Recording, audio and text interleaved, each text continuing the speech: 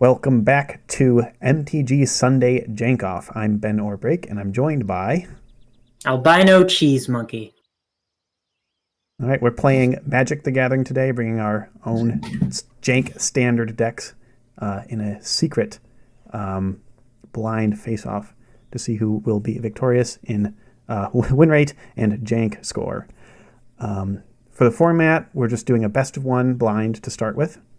And then we're going to move on to a deck tech to show you all what we're playing, and then a full best of three to decide who's winning.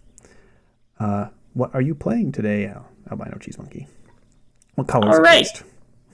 I've got a good old-fashioned Selesnya of Surprise for you, and the name of this deck is Inherited Power. All right, I'm playing mono green, Rube Greenberg. Because I'm not as clever with names as you are. We'll have to see what Inherited Power means. That's pretty good. All right. So I'm not gonna mulligan. And I am keeping because my hand is a banger. My hand is not a banger. Folks. Look at this. I'll try to bring up some. I'll see if I regret this. Cards. All right. Turn 1 elves. One of the best starts. That's in rough. Magic history. Yes, but the second best start in Magic history, as you know, is turn 1 stocking the pantry. What? Oh, it's Bloomburrow. That's why I don't know it. Okay. +1 counters on a creature. Okay, so there I see where the power's coming in. Now we just have to see where the inheritance comes in. Well, this is more or less a bank. No, I can't afford to do that. Cachet. Okay, this is more literally a +1/+1 counter bank. Interesting. We have established the trust fund. Now we must acquire the wealth. This is tough. But I think I just do what I came here to do. Yeah, I'm going to beat you in the face. To be honest, this deck's biggest weakness, and I shouldn't tell you this so early, is getting beat in the face. Green can be good at that. It's not always fast at that. Yeah. It can get big. All right, here we have the first of the power generators. All right, +1/+1, and 1 on stocking the pantry, and 1 on Explorer Cache if your druid dies. Well, I brought my favorite card. Up the Beanstalk. Might as well be called Beans or Break at this point. And I'm going to attack in with some critters.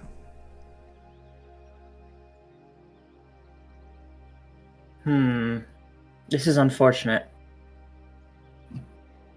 Does your deck have removal? Not in my hand. I shouldn't tell you that. You don't have to tell me that. It may or may not exist. I play a Chungus. This might be a quick first game. Because my deck is pretty slow. Alright.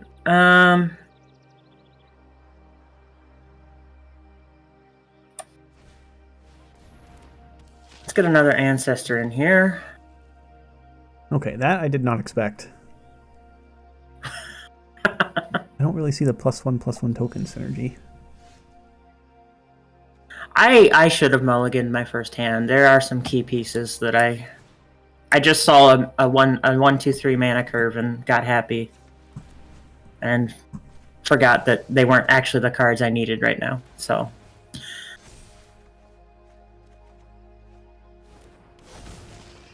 but I see what you're working with. I'm even attacking with my elf, man. Both of them. My little elf and my thick elf. Okay. Well, I need to stay alive.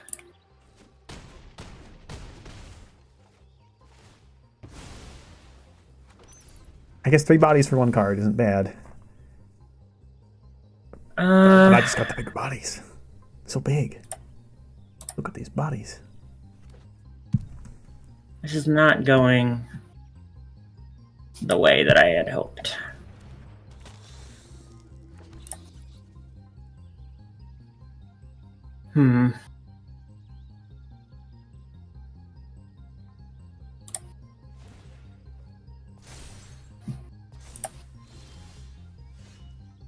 Oh, just drew one of my favorite cards.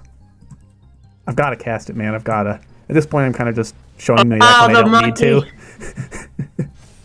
Because I'm probably going to win. I'll show my hand here, and while this deck is new to me, Ben is my friend, and I have played him. And I really don't mind getting beat by the monkey, because I love the monkey. The only thing missing is him being albino or cheese. But he's a good monkey. I mean, I know he's technically an ape. I know the difference, okay? Yes, it's an ape, but when playing against a monkey, sometimes we just gotta say monkey. It's true. All right, do I have lethal? You might. Not if you trump everything. But I can...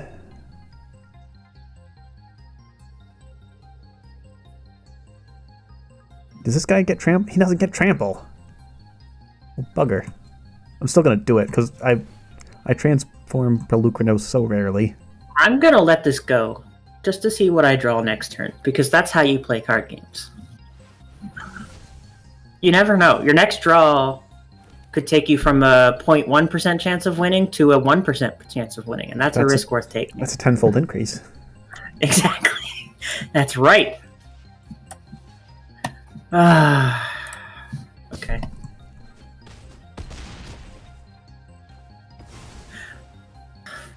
That really was a good opening hand, huh? It was exactly what I wanted. I'm usually looking for Llanowar Elves into Gwenna, or Beanstalk into Overlord of the Hauntwoods. This one had Llanowar Elves into Gwenna, plus a little bonus Beanstalk on the side. So people viewing my screen right now see the cards that I drew way too late. Oh, the mystery is maintained. We can honestly play another best of one after this. I still don't know what your payouts are. We'll talk about it. We'll talk about that was it? not a... Yeah, okay. Unless you want to, like, change the rules and try again. We can try again. I still don't know exactly what you're doing. You're doing +1/+1 counter synergies. You found the power, but not the inheritance. Yes. Okay. Alright, we'll try that again. Redo. Alright, and this time, mulligan responsibly. That's right. Always remember to mulligan responsibly. Because I'm probably going to have to mulligan. This deck usually mulligans to at least 6. Alright, do I play this? I gotta think long and hard.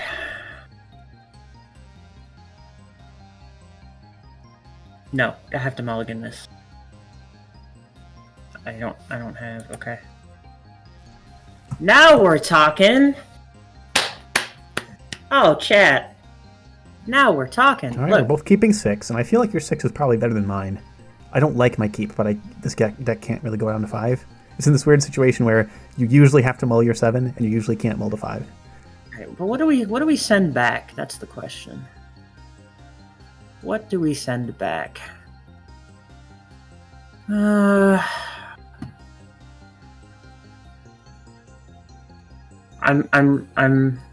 having a crisis here. Already? I guess I don't really need that one. Okay. Turn 1 hasn't even begun, and he's already in crisis mode. We've got him scared, folks. Fast land! Oh, so fast. So speedy. Back up. He brought back up. Okay, I see some inheritance there. Okay, I see some power there. Let's start building some wealth. Our children need to inherit.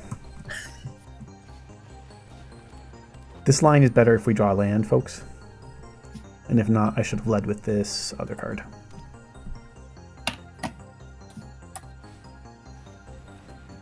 The role model, so reluctant. Oh man, this is gonna... I remember this card from one of your other decks.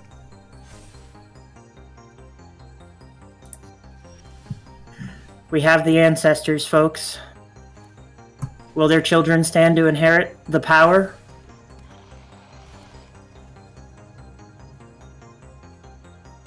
I think I can just keep playing things. I actually, my draw came together despite not getting the 4th land.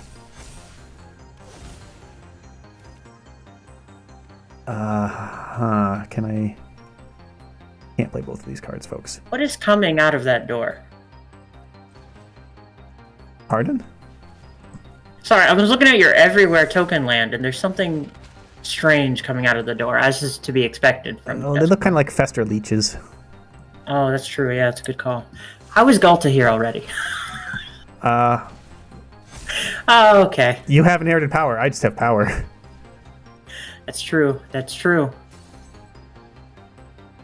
All right. What? Let's.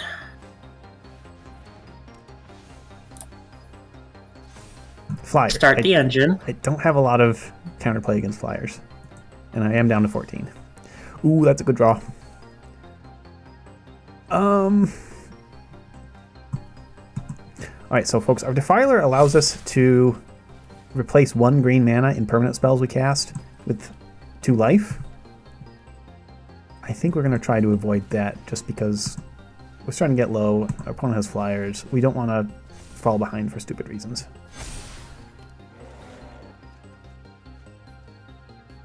Okay, I think this is good for now. My 2/3 elf is somehow an 11/12. Good times. Now, what you're about to see, chat, I don't know if this is how this is supposed to work because I'm pretty new to Magic, but I feel like it is. And you're going to see something cool. Wait, do I have lethal? Assuming I don't die, because he might just kill me. I don't think. Okay, so you've got 22, 30, 4. Oh, you might just have lethal. It's not lethal, but you have to block with everything, I think. Oh, I should have attacked my Trailblazer. I didn't even count. Math is for blockers, I guess. Here's what we're going to do. We're going to die, but I am going to show this cool interaction. That's what I'm going to do. And then I'll come at you with the sideboard after we do the first deck game of tech the best and of then a 3. best of 3. Yeah, exactly. Sounds good. What I've learned today is that this is not a best of 1 deck. All right. All right. We're going to show chat something cool, assuming it fires before we die. It probably won't, actually. You need to put your Bond Warden on Gwenna. Because you need as much. Oh, there we go. Yeah, thank you. You need your Exemplar in front of one of the Tramplers. Yeah, exactly. Thank you. For some reason, I assumed she had Trample because you're playing green. You also needed to block with the Exemplar. I know. We'll talk about it. Okay. We'll talk about it. Time for the deck tech, folks. I was conceding, more or less. Okay. Let's switch on over to your deck first and take a look at what you're working with. Sure. All right, here we go. It's a very slow deck. You got it pulled up for your folks? I do. All right, we'll start at the 1 mana slot. So in this deck, Inherited Power, we have 3 types of cards.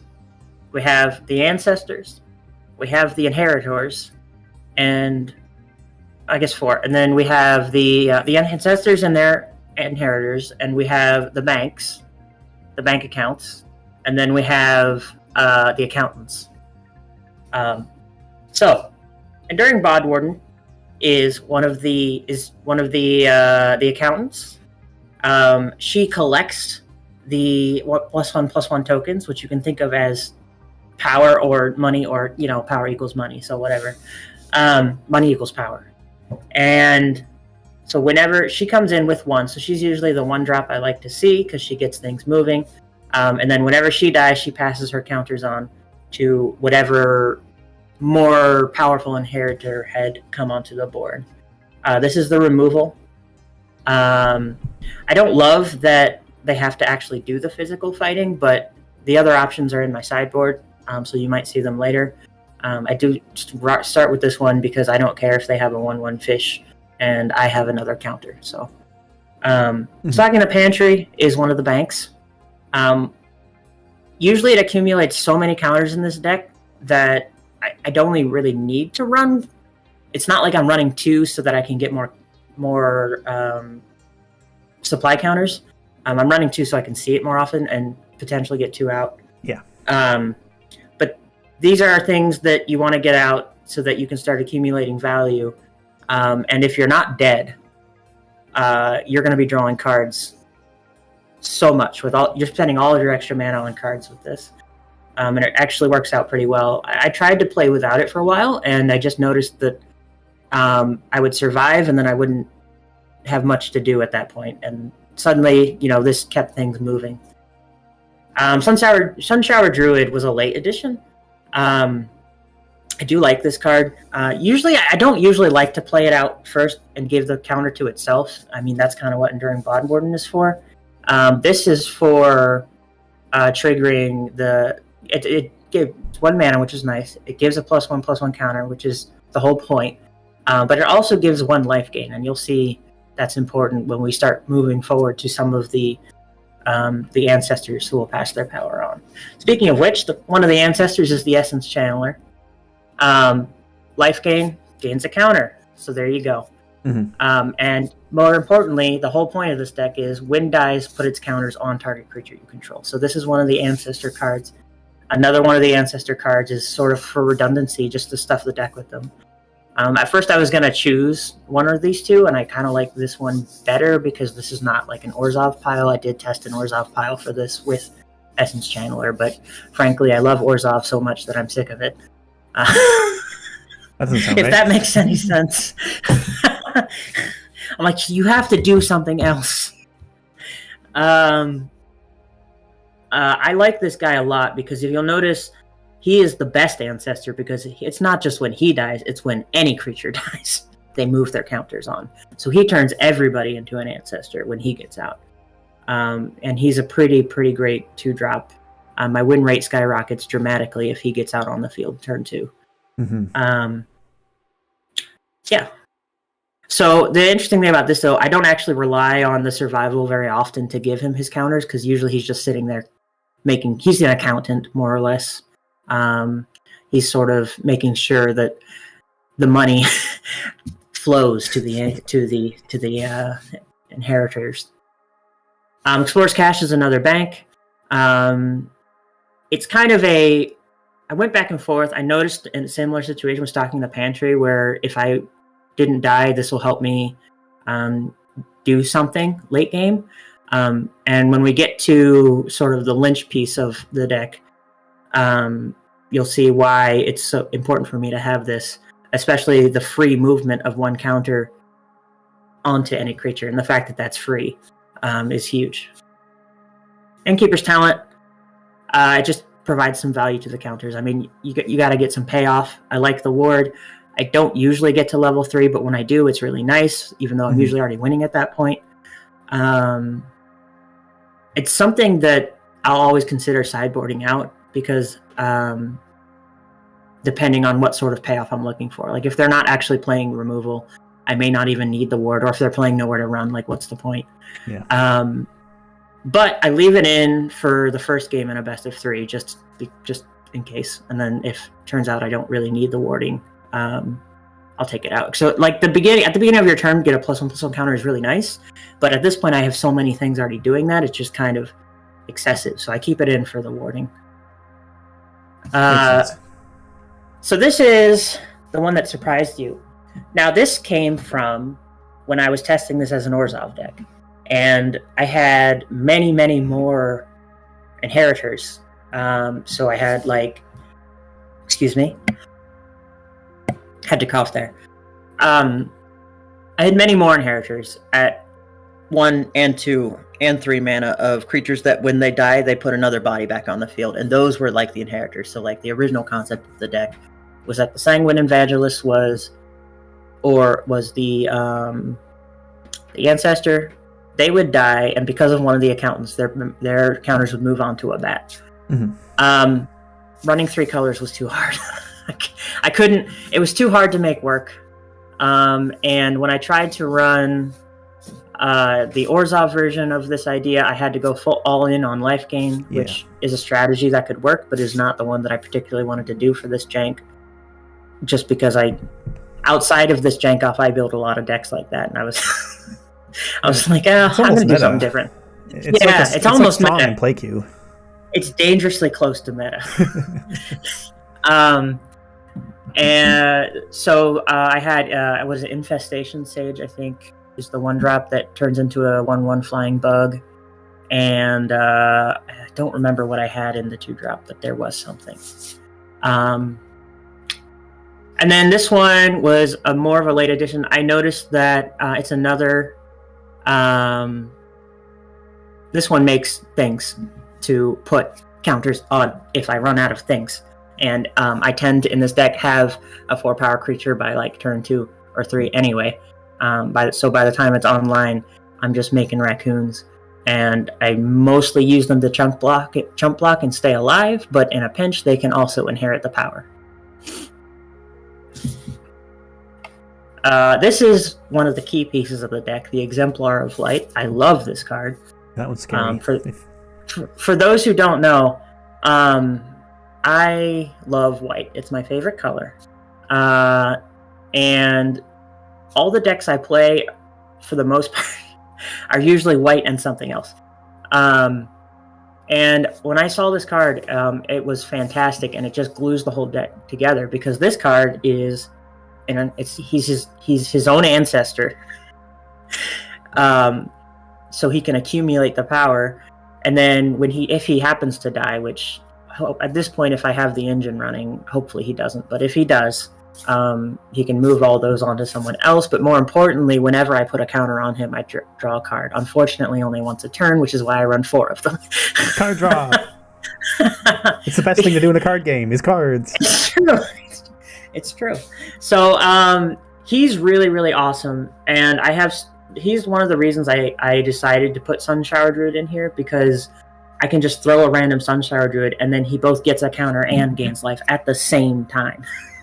It's actually fantastic if you can get it to work.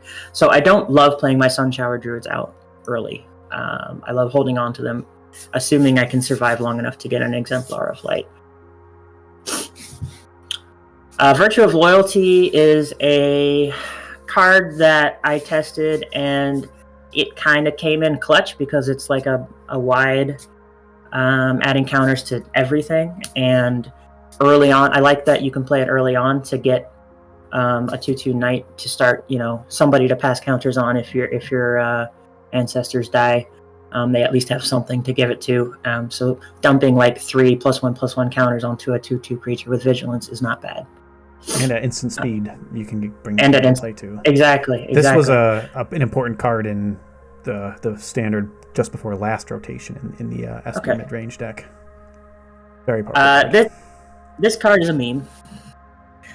I love this. I love this card because I never get to use him in this deck, but when I do, the other person dies instantly. So I keep him in, and so he just kind of brings everything together. He's not like he is a win condition, but I'm not necessarily working towards him. He's just something that if I draw a late game and I'm struggling to get through, the reason I left him in is because in testing I ran into so many grindy games that I just couldn't finish. But at that point I probably had some flyers, but if I attack with them I would die, because I'd have no blockers. And so there were situations where I would get into something like that, and I would drop this guy, and suddenly I would double all the counters on my flyers in OTK. It's so a bummer to be grinding and then not be able to finish. Yeah, so that's why he's in here. I don't actually play him all that much. I think I did it a handful of times in testing. But whenever I did play him, it was because I got into a grindy game and I needed to finish them off, or I was just going to run out of resources. Yeah, 6 mana is a lot with 23 lands, and I think no vamp. Yeah, exactly. So he's not like he's a release valve. I don't know what else to call it. Finisher. I think finisher is the terminology. Finisher. Yeah, thank you. Yeah. So the lands, I have pretty much all of the life gain lands because it's really nice to be able to trigger the Exemplar of Light by just throwing a land down. Oh, that's true. I have the Verges because they're great, and I have the fast lands because they're great, and I have a creature land just in case, another thing that can inherit the power. I have the Captivating Cave, just because in a pinch I can, if things are getting down in a pinch, I can throw another counter onto the Exemplar of Light. You see how important the Exemplar of Light is in this deck. Or in a pinch, I can get something boosted over 4 power to get the Sylvan Scavenging running. Now, or I could get something reward. Tell me the story behind Scene of the Crime. Scene of the Crime. What's that doing in this deck? Is this just for your role model? This is just for my role model. Okay, figured it out. Yeah, so there it sits there. That's why it's a 1-of. So I'll throw it down to get the colorless mana, and then if I'm getting a little bit frustrated that my role model has not accumulated a lifelink counter, because that is a great way to trigger the Exemplar of Light or any counters at all whatsoever, I can just make sure he gets one by tapping an untapped creature I control for free. Well, tapping the land, it's not free. That's 1 mana, basically. And then oftentimes late game, I'll just sack it for that card. Yeah. Okay. That is Inherited Power. Yeah. And folks, we'll switch on over to reviewing... what is it? Rube Greenberg. Rube Greenberg, that's right. All right, let me switch my overlay. There we go. And for folks watching one or other of the streams, if you want to see everybody's hands at the same time, just watch both streams, mute one of us. Our audio should be coming through both streams.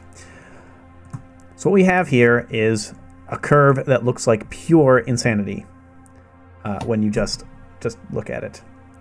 Because we have 4 copies of a single 1-drop, 4 copies of a single 2-drop, and then, 9 3-drops, 13 5-drops, no 4-drops, and then just these random big chonkers over here, big dinos. So what is the plan? The plan is ramp and ramp hard. Every piece in this deck needs to do one of 3 things, ideally 2 of 3 things. Make mana, draw cards, end the game. Elves only makes mana. Gets a pass because it's our best turn 1 play. It's our only turn 1 play. We have so many great 3-drops that turn 1 Elf, turn 2 3-drop. It makes him so much worth it, even though he's only filling 1 role. Beanstalk, same thing. It's a very early play that consistently draws cards through the late game. Even early game, if you're not triggering it, it still replaces itself when you play it. That's actually very important part of Beanstalk. I don't know if it would really be very playable if the opponent could just destroy it before it got at least a card to replace itself. When we move up to 3, Gwenna, again, only generates mana, also gets big. I admit an 11-12, like we saw in the last game, it's not game-ending because she has no evasion. She can just get chump blocked. We're not really including her to get big, but she does get big. What we're including her for is 2 mana for creatures a turn. Sometimes 4, sometimes 6, because every time you cast a creature spell with power 5 or greater, and guess what? We have a lot of them up here higher in the curve. She untaps and can tap for mana again. Trailblazer, similar thing, except for card draw. We want creatures with power 4 or greater entering, and guess what? That's most of our creatures. Draw a card each time, no limit per turn. Also adds one mana when entering. The plot is nice. Plot, you pay the plot cost, exile it, and you can play it for 0 cost on the following turn. Plot cannot be counterspelled. Sometimes if you're facing a control deck, plot Trailblazer and wait until they're tapped out, or you have multiple plays on a turn to play him from plotting. Pelucanus is a 1-of. You could probably see why he's in here. And then here's our payoffs. Defiler of Vigor makes our whole team big, also cheats on mana by allowing us to play life instead on all our green permanents, and all our cards are green permanents. Overlord of Hauntwoods looks like a 5-drop. Really, he's played on 3, like a lot of these other folks. You can impend him. Impending still actually triggers cards like Gwenna, and cards like Silverback Elder, my favorite monkey, or ape, just an ape really, but Overlord does so much. Big body, ramp, can be cast cheaply or as a more expensive body. Silverback Elder feels like it does everything. Removal for artifacts and enchantments, ramp, or life gain to stabilize. I love Silverback Elder. It's one of my favorite, not quite standard playable cards. Beans is probably my favorite card overall, but that's standard playable. It's not quite jank. But we need it to make the rest of our jank run. And here at the top of the curve, Dinos. Vaultborn Tyrant is just a 1-of because it's kind of slow. It's kind of hard to get 7 mana, even with all our ramp. We don't want our hands clogged up with a ton of tyrants, but they will end the game if they come down because they gain life, they draw cards, and they're a big body that's sticky and hard to remove. If you remove it, it just comes back as an artifact token. I should say, if you kill it. Exile does get rid of it permanently. And then Galta, you saw it in all our games, we can cast her for 2 mana. 2 mana 12/12 with trample. That's important. Trample's important. Do you need to say anything else? I don't need to say anything else. Galta does all the same for me. Land count, we're at 25. Originally thought 24 was going to be the count. That's kind of the default for mid-range decks. This is more of a combo deck, and we have a lot of expensive cards. We need to make sure we're hitting our land drops. It's better to be flooded than screwed in this deck, because if we flood, then all our top decks are live. We can draw a big creature and play it, even if our board's empty and we just have lands. Whereas if we're screwed, a lot of our top decks just get stuck in our hand. So it's better to have too many lands than too few in this deck. We'll come back to the sideboard, or when we actually do sideboarding, but here's a quick look. And let's go on to our best of 3 and decide who is the Jank Master. All right, can you send a challenge? AlbinoCheesemonkey? Sure.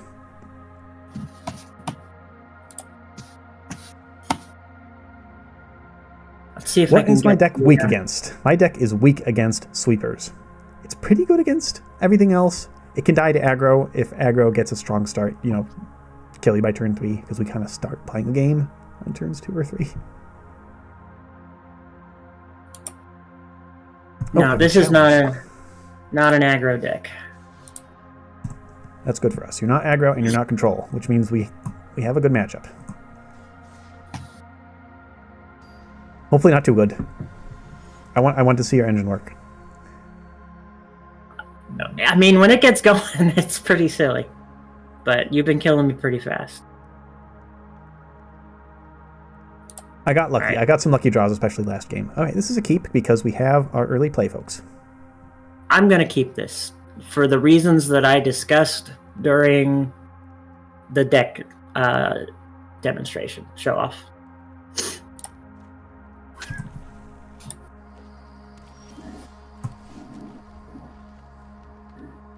No elves.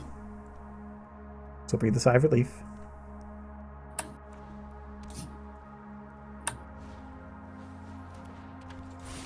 Bond wording, that is banking themed.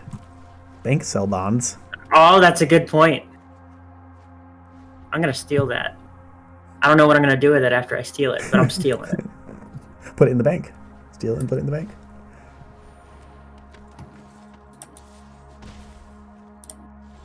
Why are you keeping 1 mana up? Maybe you just weren't able to play on curve, but let's see. What did I remember from your tech?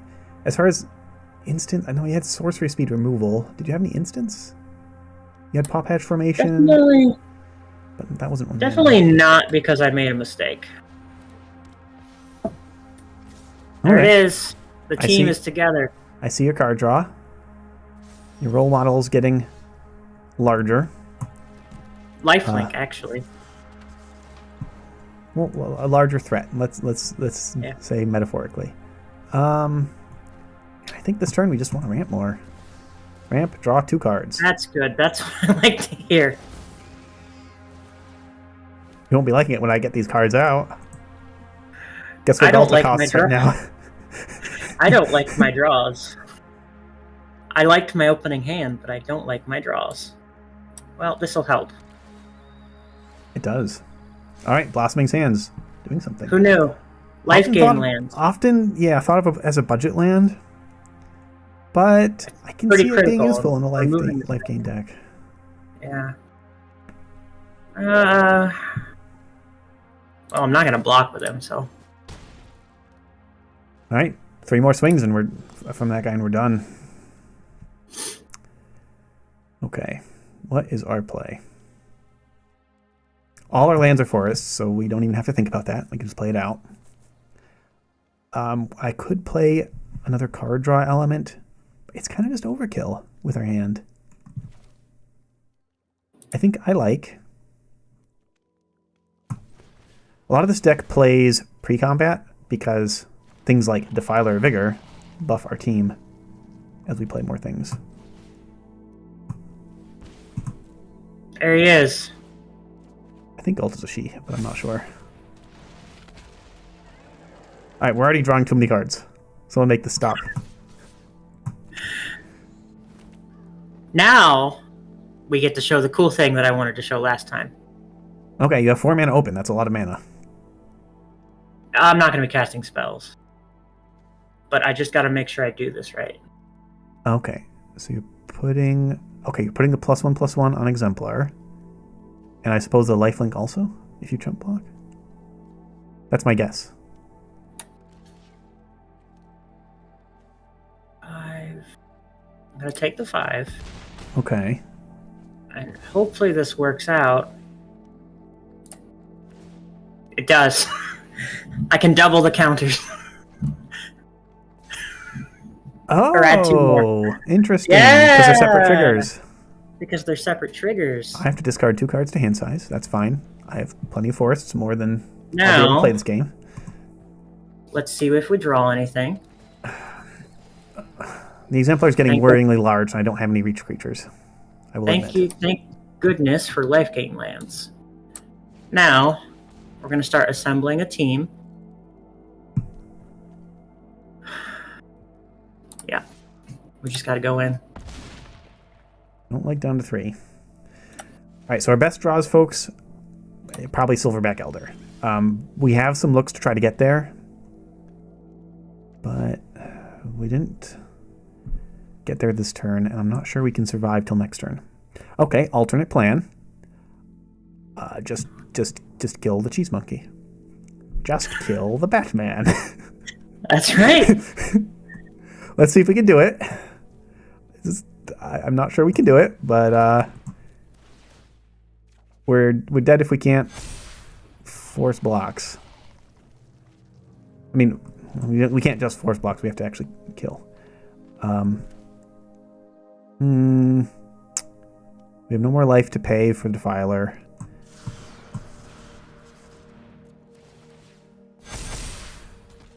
We have a lot of trample power. Let's see if I just die. 10, 20. It's 25 trample plus 2 additional big chunkuses. It might be enough. So if I chunk with the lifelink, that will actually let me draw a card this turn. And put more counters on the Exemplar. I don't think that's what you're worried about. I think you might be just worried about surviving. Yeah, it's true. Let's see. 20.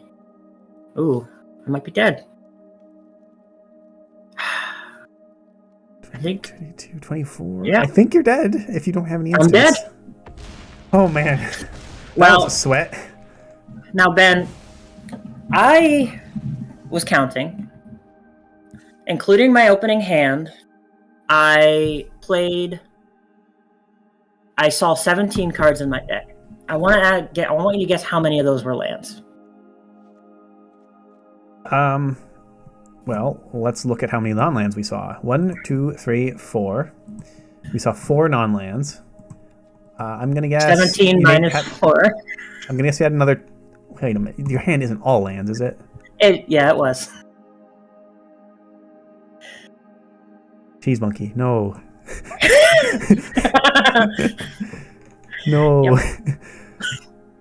So I'm gonna sideboard now.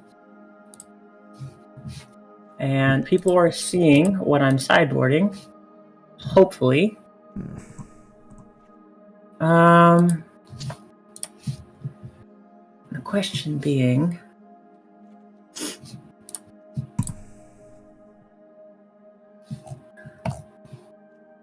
what then do I take out? I don't think we need to board too much, folks. A lot of our board is for graveyard hate, resiliency against removal. We didn't see too much of either of those things.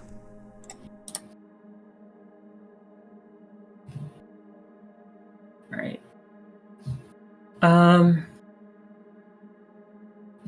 What else should we take out?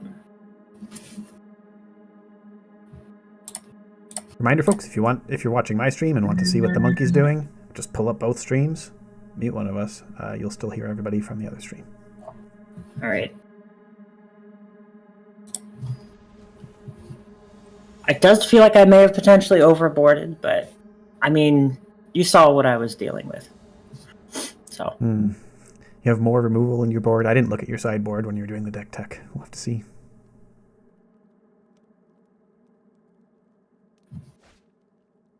Oh, man. I keep getting served up the good hands, man. Mine's not bad either. Not bad. All right. So we'll I don't mind it. We'll see if the monkey lets us do this. But kind of like the mono green deck that's meta in Explorer, Pioneer, our best hands go turn 1, 1 drop, turn 2, 3 drop, turn 3, 5 drop. Count 1, 3, 5, not 1, 2, 3. Thankfully, our sideboard will keep you from doing that. Indeed. Your question has hit hard. Well, thankfully for my part, I do have a 2-drop to fill in that curve, because else it usually gets removed if you're playing standard ladder. Else just dies. That's true. We do need to draw a 3rd land, though.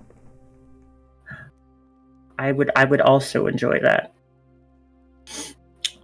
Let's go with hitting his face. I need that. I need that face. I'm streaming with my camera on. Oh, not that face. The Timmy face that you got. It does look very punchable, doesn't it? Yeah, it does. All right, let's put this out. You know how I said elves usually die? That includes Gwenna. She's also an elf. I don't like when she dies. No Metal gets in. He's going to survive. He flies now. Uh-oh. Okay. So what are my priorities with this turn? I think we can save these for next turn. And we just want to have as explosive a turn this one as possible. And ooh, we can be explosive.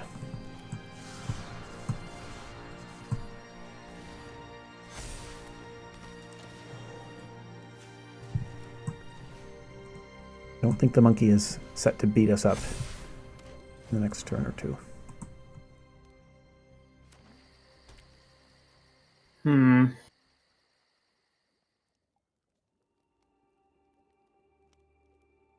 We're defiling vigors and blazing trails. Got my eyes of Gaia on you. Eyes of Gaia? Gaia? How's that pronounced? And also, why is a figure of Greek mythology in Dominaria?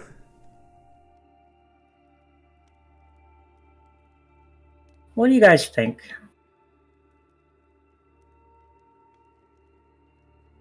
You see me looking at your cards, right? I just saw a little bit.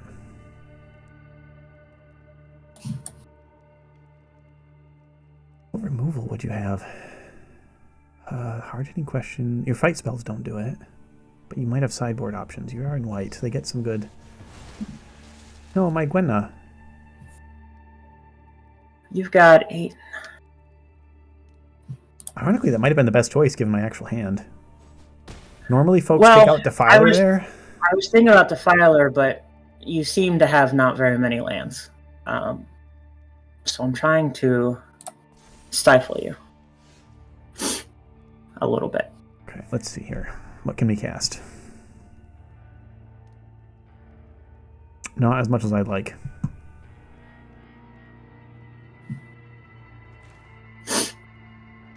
Alright, folks. We could try paying Phyrexian mana for this card and hope we draw land, and that lets us get out. I too would like a land. But I think we're not going to gamble on it. Our life total is getting low. Okay, and our gamble would not have paid off. Never mind, it would have. I forgot about the second card we drew. Okay, I don't think we play anything. Let's just get in with our Trailblazer. Get in with the fish. No, we can get the fish back. I want to give the monkey a chance at the slower game. Oh, that's very nice of you. No, it's also I'm a little bit worried. I was worried you wouldn't chump with the Bond Warden and then have an effect that boosted your whole team's power or something. And I think with Silverback we can win the long game. Alright. So, my guy has lifelink now, which is nice. I just have to make sure that I don't have to hold him back to survive. Let's see. 6, 9... Yes, I think I can swing. Now, the Essence Channeler gets a counter. He gets another counter for good measure. This is going to be tough, folks. Okay, we found some luck. The deck is doing what it's supposed to be doing. We're going to pay life. Very scary at only 4 life, but it's worth it because that allows us to gain 1 there. And then another life here.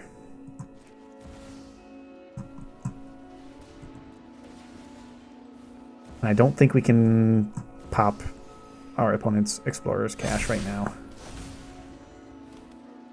Yeah, because it is sorcery speed to get the value out of it. We still want blockers back.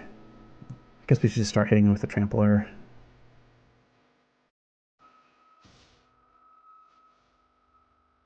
Alright. Jump that one. It's crazy, but I might take 11. It's got trample, you kind of have to. Yeah, that's true. What else are you going to do? This one has lifelink. So let's boost it up. Again, I love the little interaction of role model salvaging the counters and then Explorer's Cache also salvaging the same counters. Yep. This deck is very... It's some premium jank. That's a real back investment shenanigans. True. And now I'm going to use the Explorer Cache to get value out of Exemplar of Light immediately. Good one. I was a little skeptical of Explorer's Cache, but just drew you a card, and that's the best thing you can be doing. I'm going to get 8 life and another counter on the Exemplar. Yeah, you have at least 14 damage in the air. That's a lot, but I also might be able to force you to chump with block. Yeah. We're going to do thing about... Okay. I'm feeling reckless. I'm gonna get rid of the cache just in case we don't finish the game this time. You know what? I think it's funny that you had to waste removal on it. Personally. Ooh, this isn't good, folks. We were hoping for another draw. We'll just do this.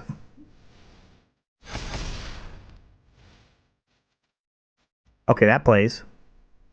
That plays.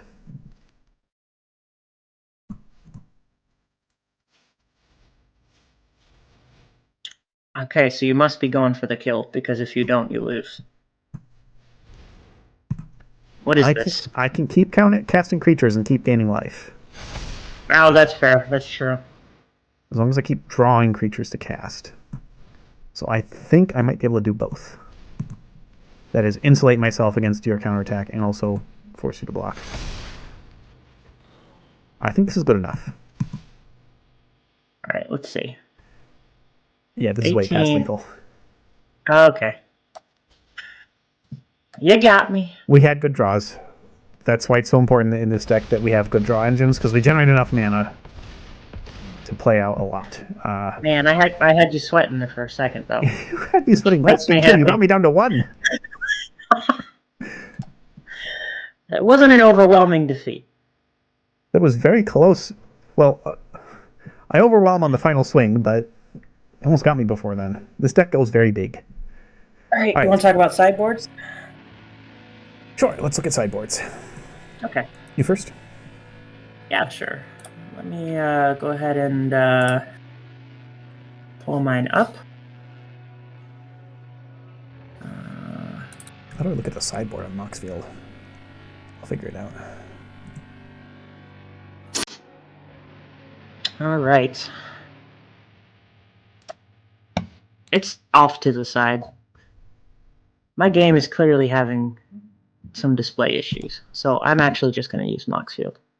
Okay. Wait, did you put it on your sideboard on Moxfield? Yeah, I did. Is it not there?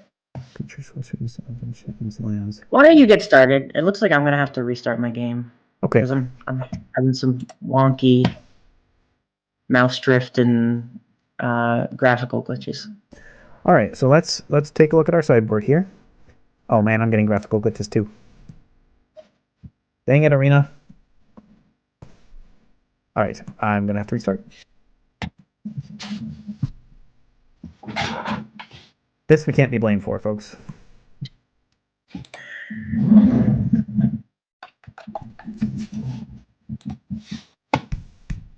Now the mouse drift was not Rowena's fault. That's true. After a couple games, especially best of 3 games, sometimes I get the sideboard bug where it's not loading background textures for yeah, it doesn't load the sideboard cards for me. They just look like weird artifacts. And then the entire top row with all the resources and things is also. Yeah, that's what mine does. Okay, I am back up. So like I said in our last game, our sideboard is mostly just focused on threats that are harder for us to interact with otherwise. So that's graveyard interactions. We have Keen-Eyed Curator, Scavenging Ooze, and where's the guy? Scrap Forger as just cards that can exile cards from graveyard either for cost or Scrap Forger actually generates mana when we're doing it. So you could go for multiple on one of these cards and cut the rest. Curator might be the best, just because it plays so well with our game plan of building up big creatures and trampling over the opponent. It gets trample if you exile formal card types with it. Scavenging Ooze, also very good, because there's a little bit of life gain tacked on. That can help you stabilize against red decks if you really need to bring that in. Then our other main strategy is insulating against removal. Paw Patch Recruit does that. If something targets one of your creatures, Paw Patch Recruit puts a counter on a different creature. You can also offspring it to go extra wide. Pelucranos, we just have a duplicate Pelucranos. This is for flyers. We don't have a lot of reach creatures in our board. This is a very efficiently statted reach creature. Very good against the Dimir decks, the Esper Pixie decks, with little tiny flyers that just keep flying over your big creatures and pecking you for damage. Pelucranos shuts that down. Very good also in the nowhere to run meta. 5 toughness does not get killed easy from a -3/-3. Scrap Shooter, just a little bit of extra enchantment removal for the early game. This is good against mono white control decks, domain decks that rely on a lot of enchantment-based value supported by board wipes. We're weak against board wipes. We don't really have counterplay versus board wipes, but we can give counterplay against their enchantments and their own engines. Spinner Souls, similar to Paw Patch Recruit, just punishes the enemy for killing stuff other than Spinner. And then Baloth. We are somehow in a meta where 4 copies of sideboard Obstinate Baloth is good again. Pixie decks run Hopeless Nightmare. Hopeless Nightmare makes you discard a card from your hand. Obstinate Baloth says when you discard it, just put it on the battlefield instead. Gain 4 life when you do that. Just a little bonus. You get a 4 for a body and 4 life. It's neat. So we only bring Baloth in for those matchups, but he's good. Case the Locked Hothouse and Tribute to the World Tree are additional enchantment-based card advantage engines that we bring in versus long game control decks that are just removing all our stuff when we can't rely on stuff like Trailblazer to be keeping us up in cards. We just need basically extra copies of Bean Zoc, but we're already running 4. So that fulfills the role of additional copies. I think Hothouse is slightly better, but I only have 1, and it's a rare card and I didn't craft more, so World Tree it is. And that is our sideboard plan. Let's hop back over to AlbinoCheesemonkeys and see what he has to say.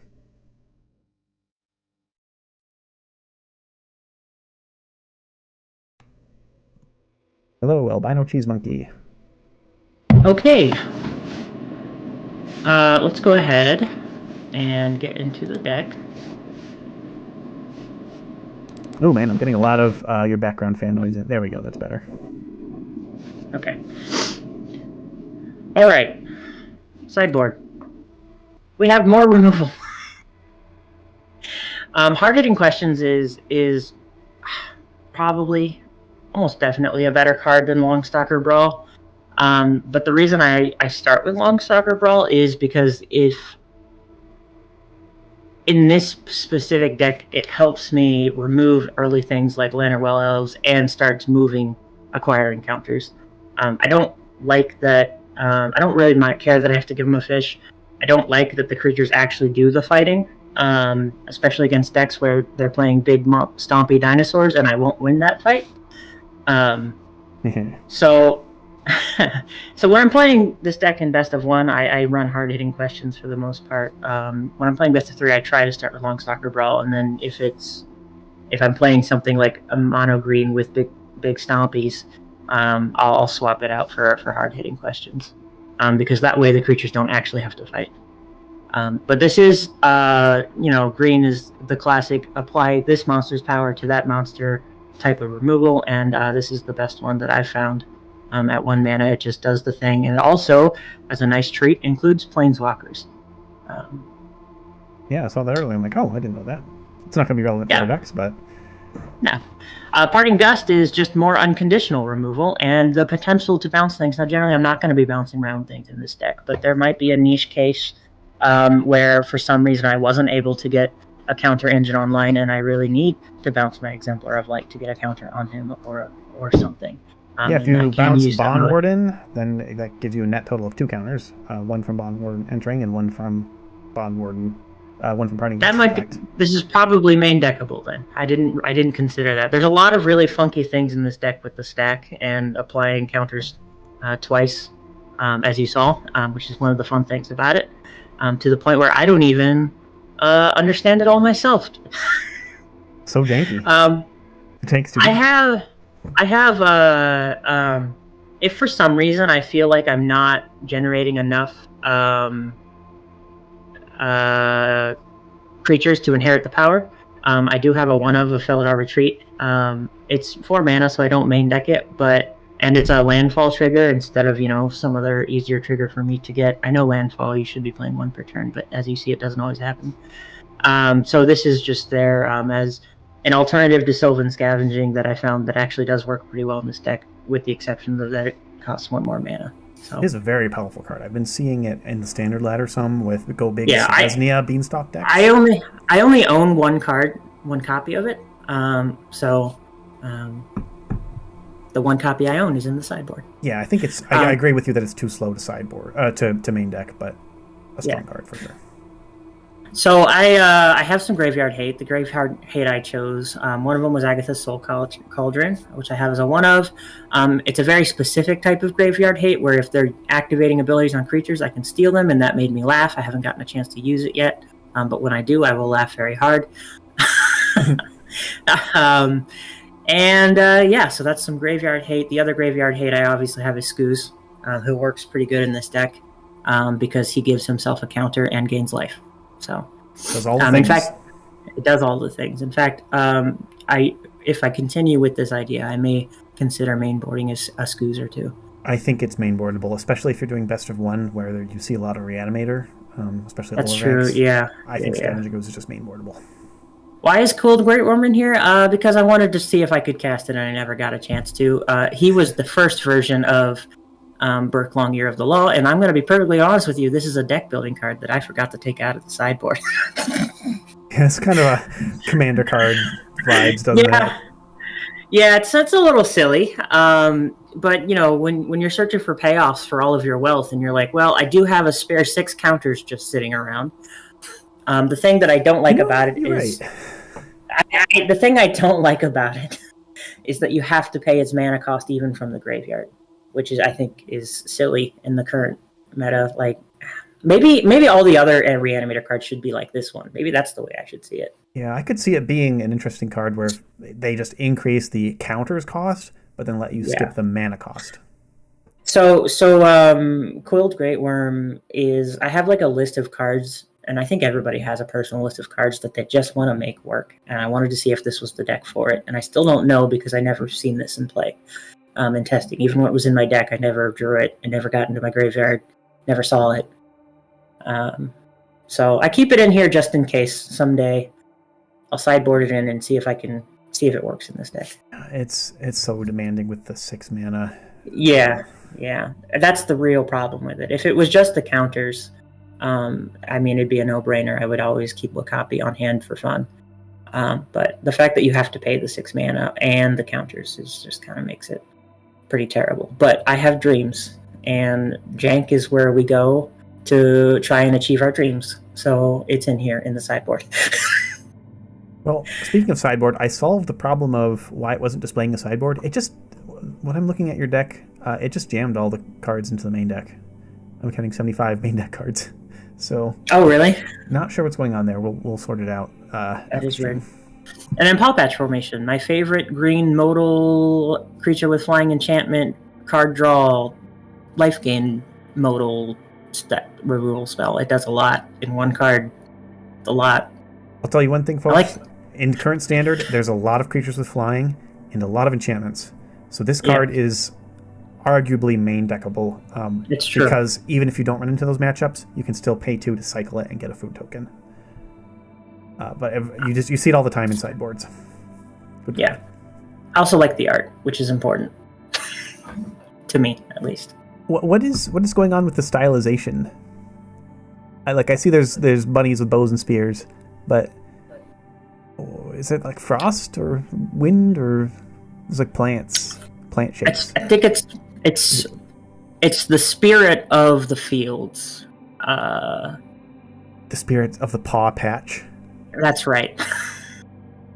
What's a Paw Patch? Paw Patch Kids. I think that's the name of the fighting force, but I'm not sure. I feel like I should know more about the lore of Bloomburrow. Or do they have like a little paw patch that they sew on their uniforms? Well, because there's maybe we can only hope. Maybe one of these Paw Patch cards has some flavor text. Yeah, we have Paw Patch Recruit. Let's see here. No flavor text on the Recruit. Unfortunate, and none on the formation. Okay. It's a mystery. All right. Well, have we had enough of this matchup? Looks like we've still got some time, so we could go one more bout, or we could have one of us switch our decks to one of the previous week's decks. Check out my YouTube channel. Link should be on my Twitch page if you want to check out that video. We played Red versus Blue, a classic matchup. I'm going to try and make some tweaks, putting some of the cards in my sideboard and the main board, and I think we can have another go. All right. Do it up. I'll work on getting the challenge sent.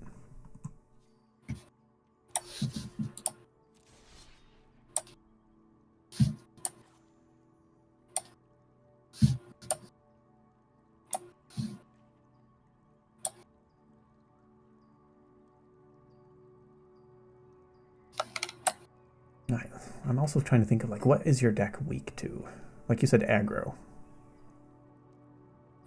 Also board wipes, but you do have some non-creature permanents for value engines.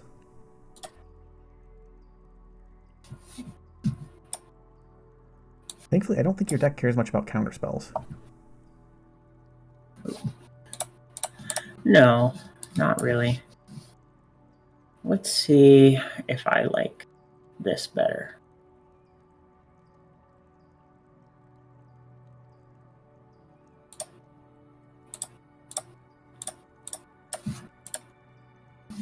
Okay.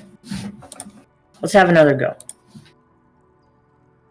All right, fear the green, my friend. It's a very green-heavy jank this week. It's true. I played red last time. It's one of my least favorite colors. I gotta play my favorite color. Green, folks, my favorite color. I am such a Timmy. That is me with white. So you're playing your favorite color and my favorite color. So harmonious. That's right. Right, Do folks, I keep this? We kept because we have an early play. That's basically it. If you have 2 to 5, maybe 2 to 4 lands and an early play, you just keep. The rest of the deck fills itself in. It's hard to go too wrong. Ultimately, I think I don't like this hand, but only because I know what I'm up against. Otherwise, I would probably keep it. Well, when you mulliganed, the crowd just depopulated and repopulated from this arena. They left. They wanted me to keep my first Game's hand. over. This isn't great, but I'm going to keep it because of this. Ooh, the mystery. Is he keeping because of removal or because of exemplar? We'll have to see.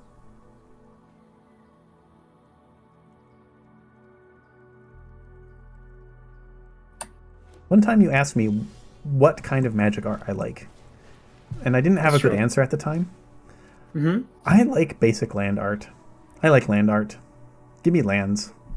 I don't want to see cartoony dinosaurs and stinky monkeys. I want to see lands. For reference, my answer was the 2-mana sorcery from Bloomborough Fell with the artistic representation of Maha, its Feathers Knight. Also the card Maha, its Feathers Knight. Also just Maha in general, I think is so cool. Maha. Maha. Well, we missed our land drop, folks. We drew an elf, which I guess is the next best thing, but we really wanted a third land there. We have 25, so... You should block with that elf. Oh. No, I need my elf friend. Oh, but now you're only at 19. Because I needed an elf to play my bigger elf. She's still pretty small, but she gets bigger. She works out. She's going to be doing some squats. Really putting in those reps. Oh, I guess it is beginning of end step. I guess that's nice for a 3-mana do-nothing enchantment. It actually does something. Yeah, so when I was looking for passive token generation, counter generation, sorry, that was one of the reasons I picked this one, is because it's passive. It sits there and it does stuff. And, you know, I love the card hunter's talent, but at some point I feel like I had to choose one or the other because it was getting kind of excessive, and I needed room for other things. I guess hunter's talent is neat in that it doubles as removal. Pretty, yeah. Well, I was thinking of hunter's talent, yeah, and innkeeper's talent. Okay. Yeah, but I also experimented with hunter's talent as well as a removal option.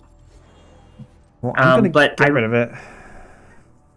But because this deck, well, thankfully I have another one. Another one? Okay, well, I have more creatures, so... Deal, I guess.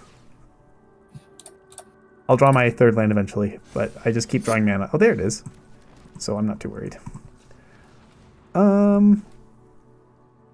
Let's just keep getting bigger.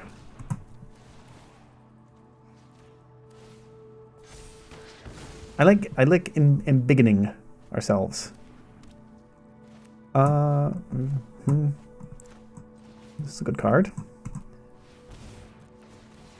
And 2 lands wasn't enough. 3 lands might not be enough. I'm just going to keep getting more lands. I don't think we need to gain life when you don't have a flyer. Oh man, we can keep doing things. Chat, we can keep doing things. So this is why I called the deck Rube Greenberg. It's when you assemble the Rube Goldberg machine, or in this case Greenberg, because we're green, not gold. You just keep going and going and going, and it's this really complicated value generation engine that I just can't get enough of. It's addicting. I guess we can keep going. We can keep going, folks. Defiler plus Gwenna is just giving us so many plays. I'm just gonna let him do his thing. I'll be done shortly if I don't draw another playable. Oh, I drew another playable. We gotta do it for value. For value. No.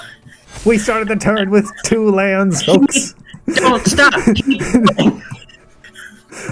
I'm gonna cast this beanstalk. I shouldn't. I really shouldn't, but I'm gonna. Right, do it. We just attack with that 1 monkey. Let's just quickly check how many cards he had. Oh, 35. That's way too much. You know what I'm gonna... Oh, okay. You're not going for lethal? I can't. They all have summoning sickness. That's right. I had sideboarded Surak and Goreclaw, which is a 6-mana card that grants creatures haste when they enter. But by the time we're actually comboing with Surak and Goreclaw, we're already going to win anyway. All right, here's what I'm going to do. I'm going to pass turn. You're going to send everything at me. I'm not going to block, and I want to see how low my life total gets. Do you want me to pump up those jams more, though? Because I have more cards I can cast. Okay. This wouldn't be a jank off if you didn't. So go ahead and jank off, my man. Well, if you insist. Chat. He might be being clever and actually trying to get us to play for the mill win con, because we're going to play a lot of cards this turn. Don't listen to him. I'm dead. I will hover my mouse over his deck, though. 130. One of my Twitch chatters says they've seen someone lose 130 life. I think we might be.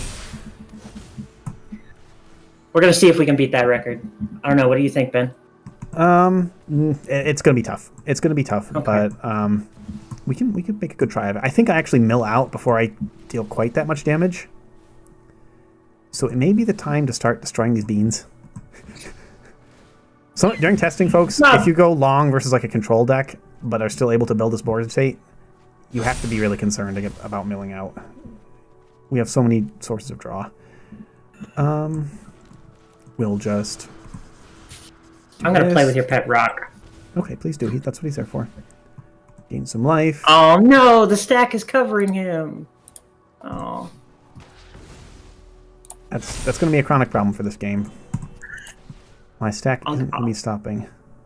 I'll get my clicks in when I can. Well, passively maybe looking at your deck total. Mm-hmm. A nice thing about our little combo of Defiler Vigor and Silverback Elder, Vigor lets you pay life for mana, and Elder gives you life back. It's true. That's true. We can just do this. This is suited.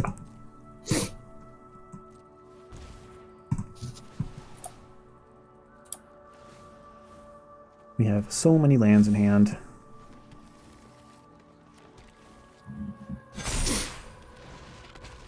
We will keep the one that's not summoning sick. And now we really have to start watching our library. We can keep going. We can keep going. Chat, we can keep going. That reminds me I should visit my public library. I do have a library card.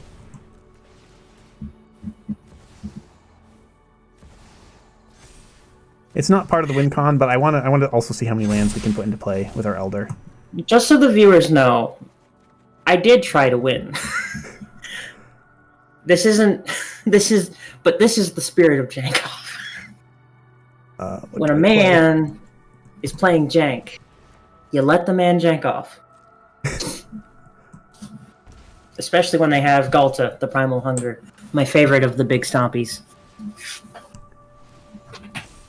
Also, we're gonna edge, folks. We're gonna get right on the edge of decking. I think we have now put all our lands into hand or play. We are down to 5 cards, and it's been a little hard to see what we're playing. Do it. I think this is the last one we can do. This is the last one we can do, and yes, you are playing for the mill win con. I can tell. Time to gain life. We may as well smash your cash while we're at it. Oh, my cash.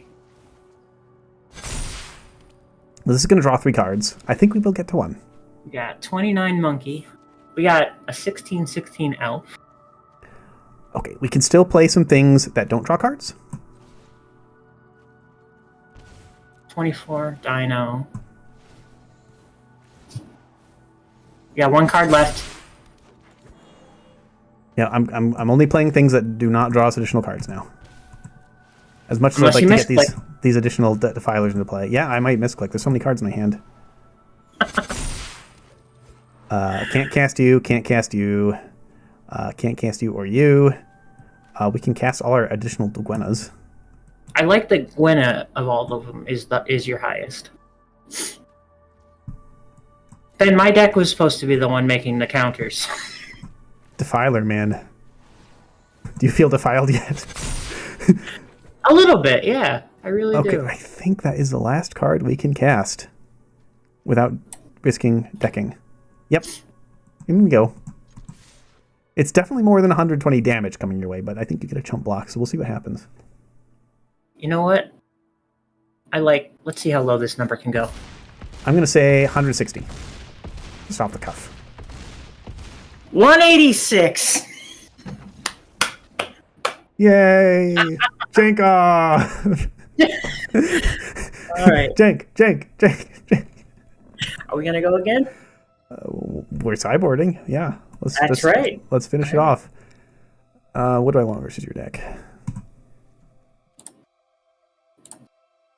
Oh man, I was kind of hoping you'd have either an aggro deck or control deck because we do less well against those. Yeah, that's true. That's true. think I'm dying too fast, and I might just need to pull out some of my late game cards. Too fast. Too fast, too furious. As much as I want to jank off and drop Burke Long Ear of the Law, I just don't think it's happening. I'll tell you what. Well, on our next episode, that's right, folks. This is a series. Tune in next week, Sunday at 7 p.m. Eastern. That's Monday, midnight UTC. We'll play again with different decks, new brews. And then at the end, if we have time, we might bring back old brews to compete against one of our new ones. So that's right. Inheritance of power, inheritable power, in power inheritance. What's it called? Inherited power. Inherited power. I almost got there. Inherited power is one I definitely want to see at the end of a future Jank-Off. Yeah, it's one that I like well enough to keep working on, tweaking. It's only a week old after all. Maybe I should have played my mono red control deck against yours. I feel like mono red would kind of struggle against what you're doing. I like this opening hand. I like mine. Because early plays, chat. If you have 2 to 4 lands, maybe 2 to 5, and an early play, just keep. That's the best you're going to get. We can't be too picky. Fast land. So fast, so furious. Frog. Now, for those who weren't here for when we were explaining the decks, the concept of inherited power is that we have the ancestors and we have the inheritors. Block with that elf? Oh, he didn't block with the elf. I'm not blocking with the elf. I need him for my bigger elf. So first we need to acquire the wealth. And first I need to acquire the elf. Now, which of these am I more scared of? Probably that one. I mean, yeah, if you can get rid of Gwenna, get rid of Gwenna. Yeah. On that last combo turn I did, she generated at least 12 mana. Trade offer. You get exiled Gwenna. I get exiled Gwenna. You get fish. The fish is less useful. But I will hit you with it. And I do have a new personal goal for this game to make it the biggest fish ever to walk this arena. I will regret that. I will regret it. I don't have a Defiler in hand, so just take one. Ha. Well. I'm going to go in, because why not? More importantly, Reluctant Role Model, our ancestor, will accumulate the power of Lifelink. The power of flight and the power of lifelink. And next turn... See, folks, we have to be a little scared of this, because now with 2 flyers... We need to get going. Let's see what the beanstalk draws. Your puny plebeian peasant beans are no match for the ancestor exemplar of light. Beans are the power of the people. Protein for the lower classes. Eat your beans, folks. They may make you fart, but it's good protein. I'm going to play this pre-combat because it'll let me draw a card. Mm-hmm. Okay. I'm going to hit you. Folks, he has lethal in the air.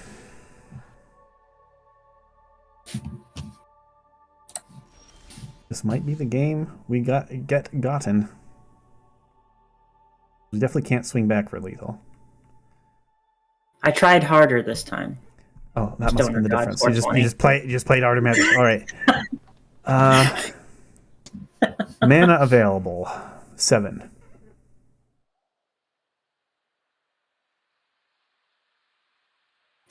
I think you've got me, man. I don't think I have an out. I got a good opening hand. I don't think we have an out. I'll dig a card deeper just to see what we would have gotten to.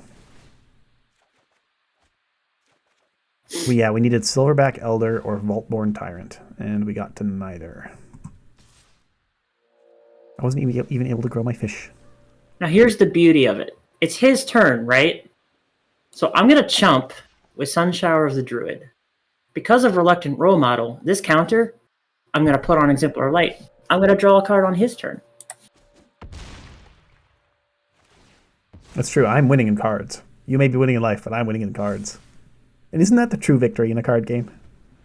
Now, I like the card I drew, and I'll tell you why. It's Sunsour Druid, who gains a life and puts a counter. What an exemplary exemplar. You're tapped out. I am. And I don't... this deck doesn't run interaction. GG. We're going to a game 3, folks. We got it. All right. The Jank. Sideboard number 2. We have in basically all our life gain cards and all our reach creatures already. It's possible we need more. Oh, no. We could bring in these folks. We could bring in these folks. That's fine. So I'm going to... Why is it not? I think this is good.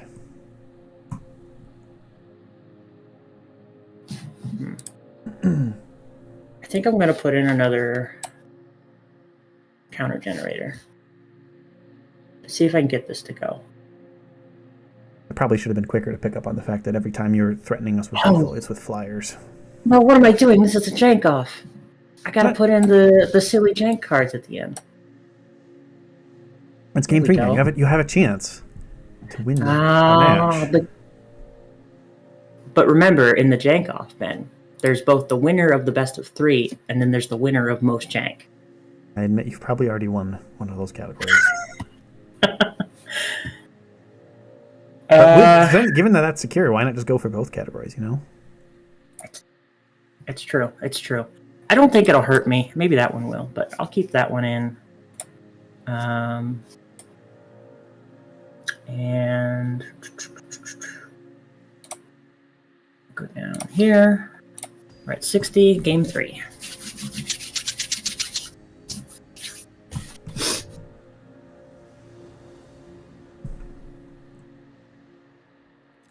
So when we both end up somehow brewing mono black, are we just going to change the name temporarily to Dank-Off?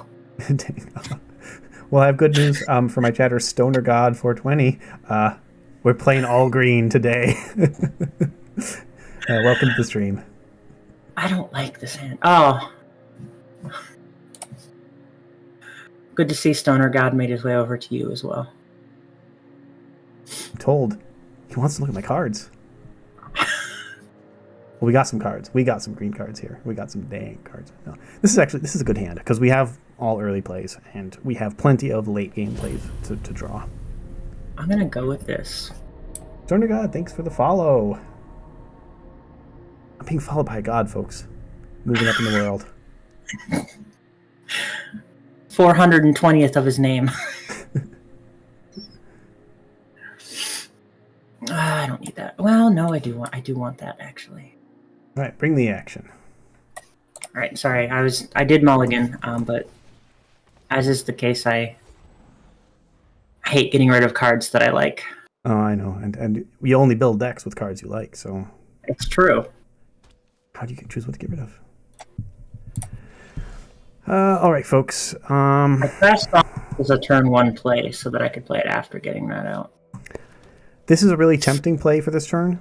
It might draw us into something good, but I think we just be mana efficient. See if we draw something good from our natural draw step. Plot this guy. All right.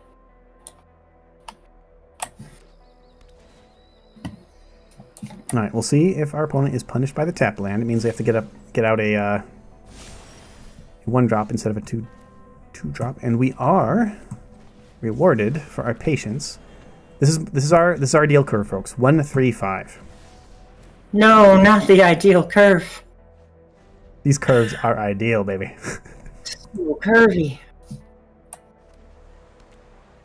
1-drop, 3-drop, 5-drop, just like mono green in Pioneer.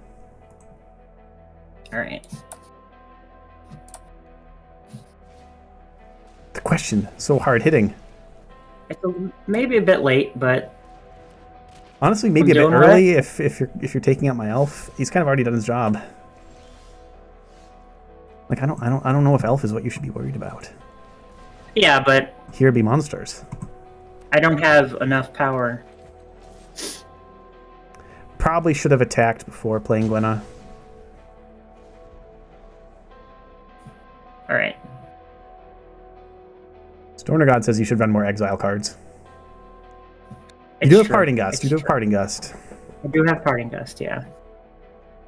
Yeah, what's some good sideboard removal for this deck? Like Parting Gust has some synergy. I have Longstalker Brawl, which is okay. I'm almost wondering though if since you have access to white anyway, if you should just be running white removal. I should be. I definitely should be. Like there's Get Lost, Exorcise, Destroy Evil is a good sideboard option. All right, folks. Now let's Elspeth Smite. Smite's not bad. I think you're not quite the kind of deck that needs to play Elspeth Smite, but because you can get on the board pretty easily. I guess it's still good to have 1 or 2 in the sideboard against mono red. Yeah. Let the value train continue.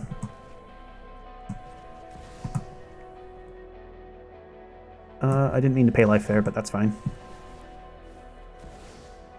Some of these cards have like alternate casting costs, and then Defiler Vigor adds an additional alternate casting cost, and it gets a little complicated for what I'm actually paying for. So we regular cast it, pay with Defiler mana. Just keep ramping, I guess.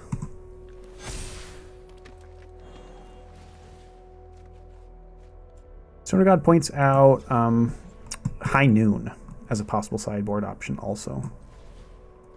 That's true. I don't but I may think so. I may or may not already be brewing a High Noon based jank for the future. So. Oh, I'm looking forward to that. I want to see your High Noon jank. We can keep this train running, so let's do it. Tell me the truth, Ben. Am I dead? Ultimately, yes. I don't think you're dead this turn for sure, but Okay. No, looking at my hand, I'm dead because I didn't pack board wipes. It's like forgetting your underpants before leaving home. But you're a creature-based deck. Why would you pack board wipes? It's true. All right, the Rube Greenberg machine has rolled on into its turn 4. Is this turn 4? I love the monkey. He's really great. Double counters.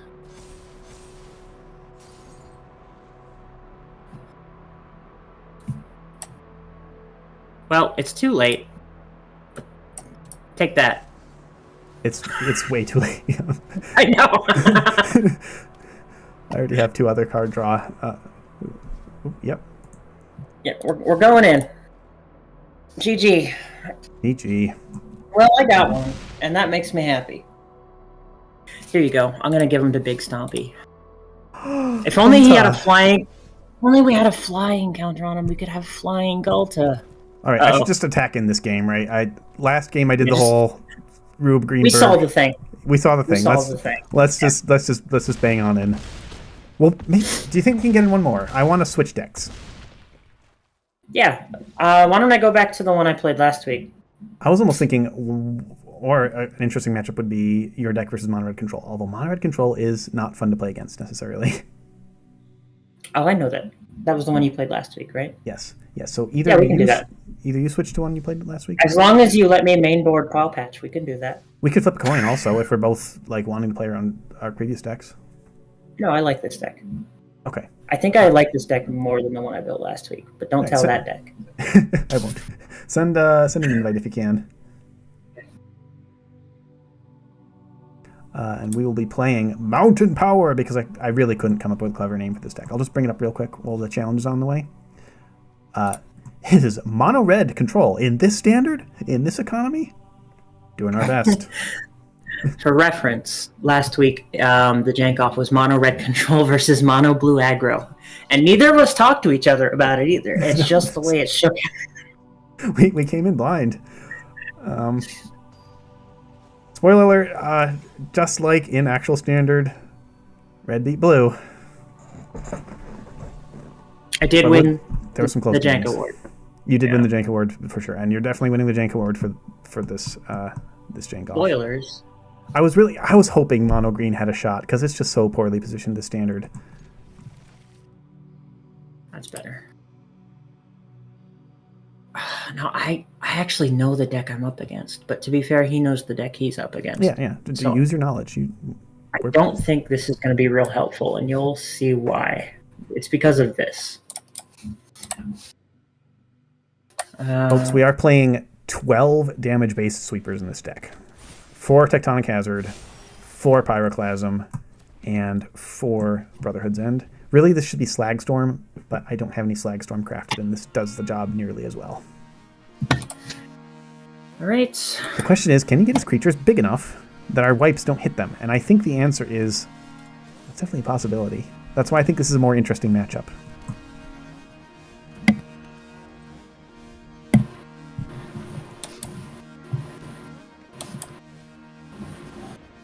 Sylvan Scavenging. That'll help a lot because mono red, notoriously not that good at dealing with enchantments.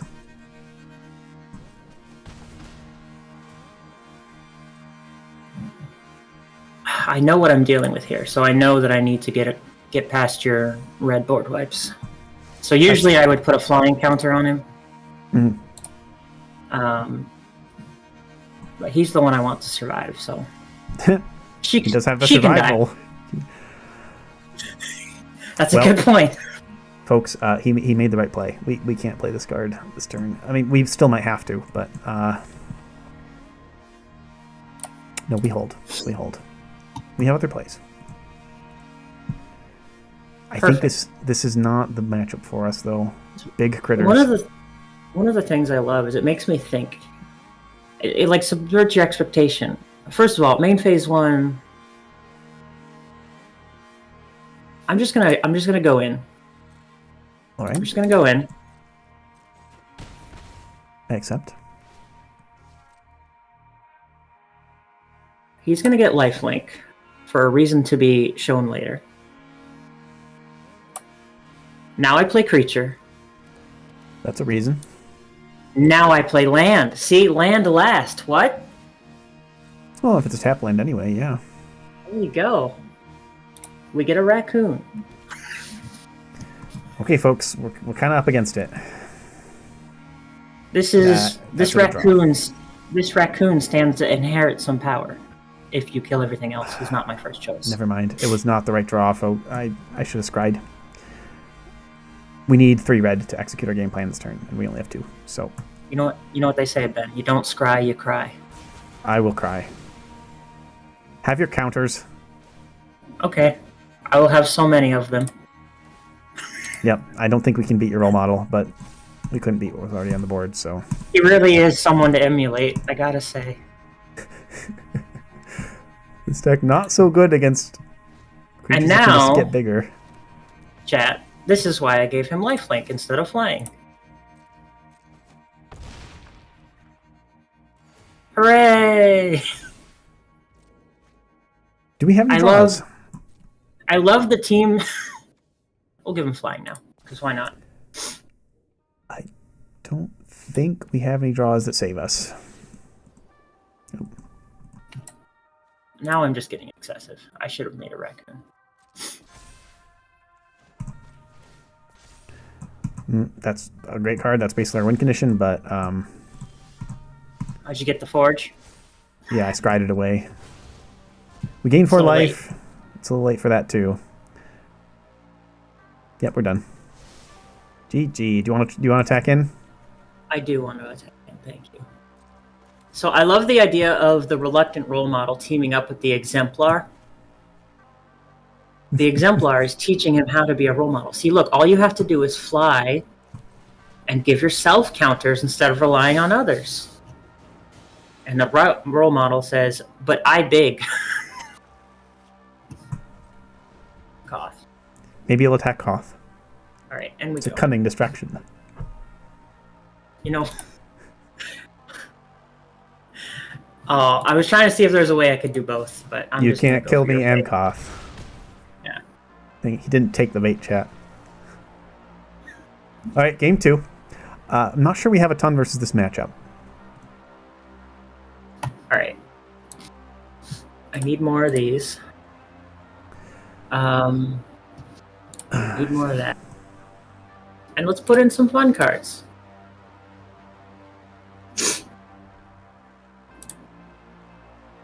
Not that fun card. Okay, we do have a little bit of gas in the proverbial tank back here. Let's see what we can do. So that's all useless. So I think that will be fun.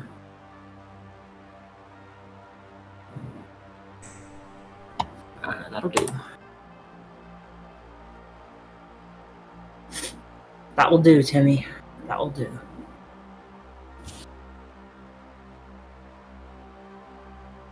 Okay.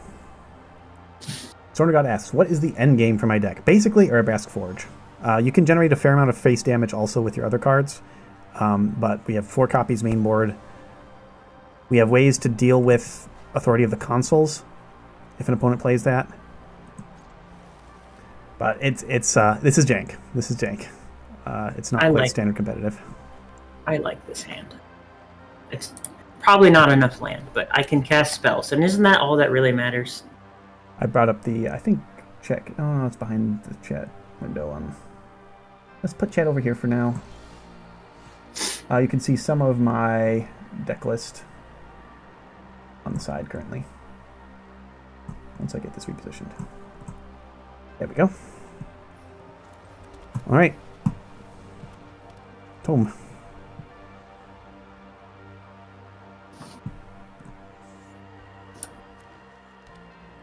Such a good control card. Such value. We keep. All right. We learned last game. Can't let that live. I don't like going 1 for 1 with cards in a deck that doesn't draw too many cards, but we've got our tome out. We can hopefully keep up on cards. Tap land.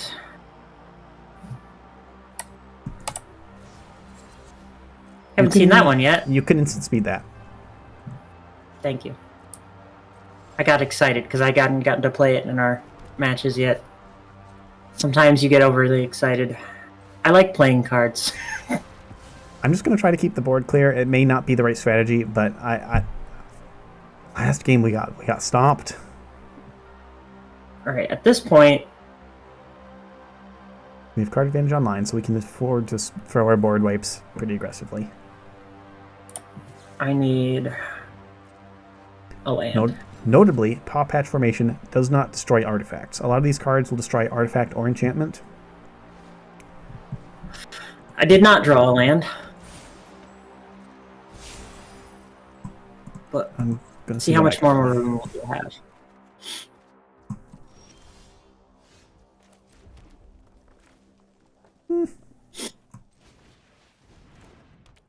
Pass. Got a book. It's a good book. Mm-hmm. Land, please. Uh-oh. Nope. That's okay. We brought back up. No fear of third Pyroclasm. I mean, you only have 2 in your deck, obviously. Why would you be running 4? That's fine.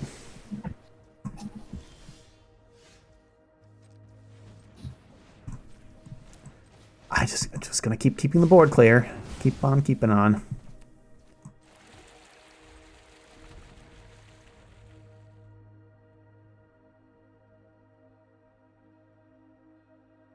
Fountain Port, also a good way to generate card advantage over very long games.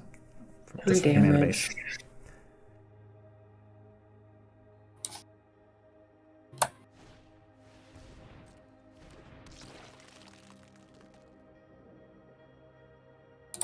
You can grow the ooze at instant speed. Yeah, I know. Okay. I definitely wasn't about to accidentally do it. It looked like you were about to accidentally do it.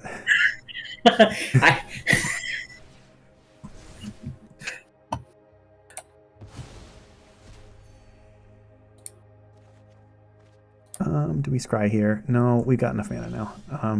We can just do a full draw.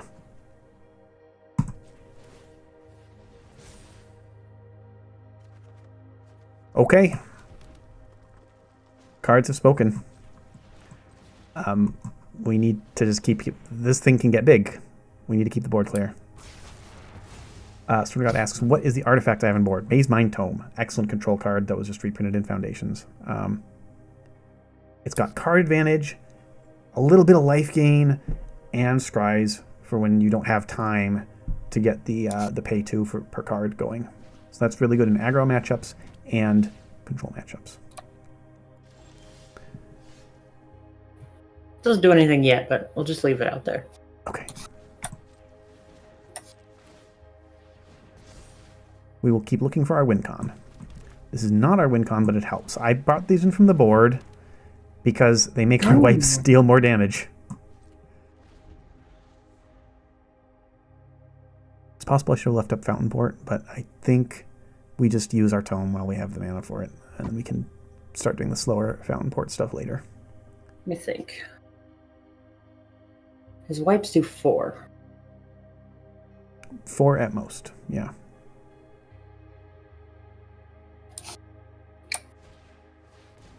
You're Evangelist, so sanguine.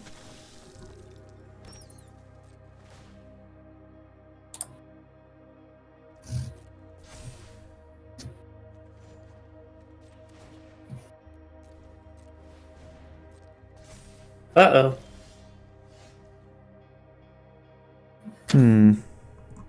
He's getting in the zone.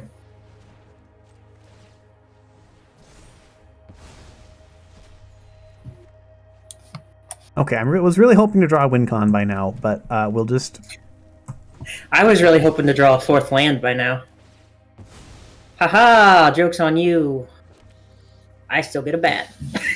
Oh, I know. We got him. All right, folks, now we're going to start using... Oh. And now you need another board wipe, because the bat is going to get bigger.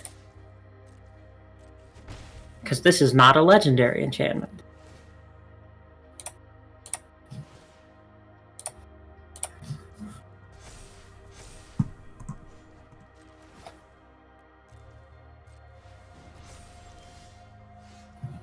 Yeah, I was hoping for a draw there, but...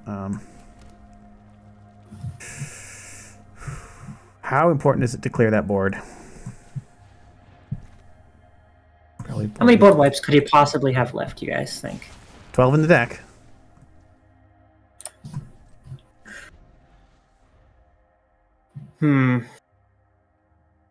Well, this should help with the land problem, eventually. And we are going to...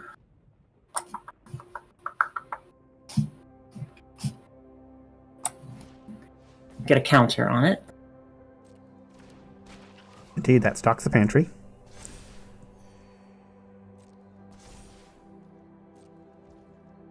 Before you move to end step, I don't like blowing up my mech war, but we're going to be beat by those scavengings. So we'll take what means Mono Red has to deal with enchantments when we can get them. All right, carry on. Hey, it's a land.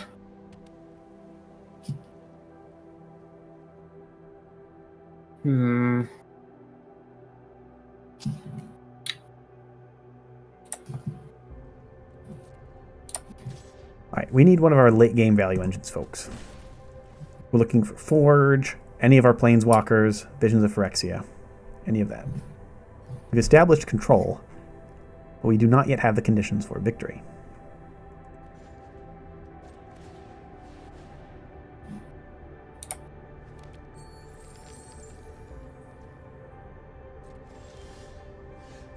Okay, I like that card. I have him on a 25 turn clock, so look out. And it's hard for me to gain life in this deck. It's just Maze Mind Tomes, and I've already used 2 of them, and I can't get them back. They're exiled. Here are my 1/1 for viewers. Here is Urabrask's Forge. Basically, every turn it makes a little hasty horror, which then sacrifices itself at the end of turn. But we're just gonna sacrifice it with our fountain board before it can sacrifice itself and get a little bit of that card advantage flowing. Mmm, tasty. Ooh, let's just play this out now. Let's just do it. Another one. I don't think our opponent is playing artifact removal, if I remember correctly. Free card. I mean, I paid 2 for it, but, you know, feels free. Okay, now we're cooking. Now we're cooking. But did you resume cooking soon enough? I could have... I wish I was cooking 1 turn earlier. Oh, that cooks. I'm going to pump up my frog.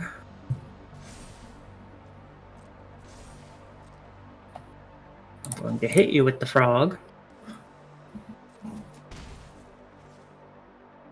And I need... Alright, what are we doing here, folks? I think what we're definitely doing... Frog is out of reach. I don't want the Essence Channeler to die yet, because I want it to accrue wealth that it can, you know, power that it can then... you can see this is what it's supposed to do in a Bats deck. Orzhov Bats being one of my favorite decks of all time, but it doesn't really matter in this deck. So it's just going to fly and vigil until the end of your turn. No, to the end of its life. That's true. And unfortunately was a terrible ancestor who accumulated no value. Alright, I'm empty-handed. The hope here is that he runs out of removal, so that I can finally, after all these turns, play this. I was wondering if I should save my Burst Lightning for that. But better yet, I've got you on a clock now.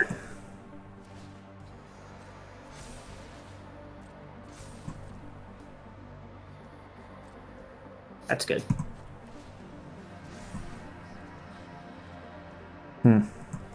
Unfortunately, I don't have an 8/8 life gain flyer.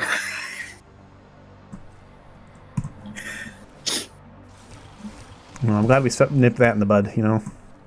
Yeah, it's true. I have a clock. Spells in this deck. I have no pump spells, but I can follow up with damage-based sweepers and or targeted spells. Yeah, true.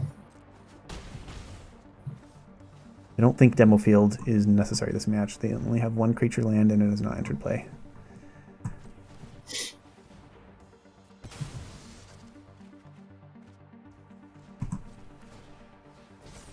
Is there anything better than drawing cards? Alright, Ward 1. Some people like winning, but that's not really my thing. Lord of the Jank. Alright, we drew the answer, folks. An additional Burst Lightning.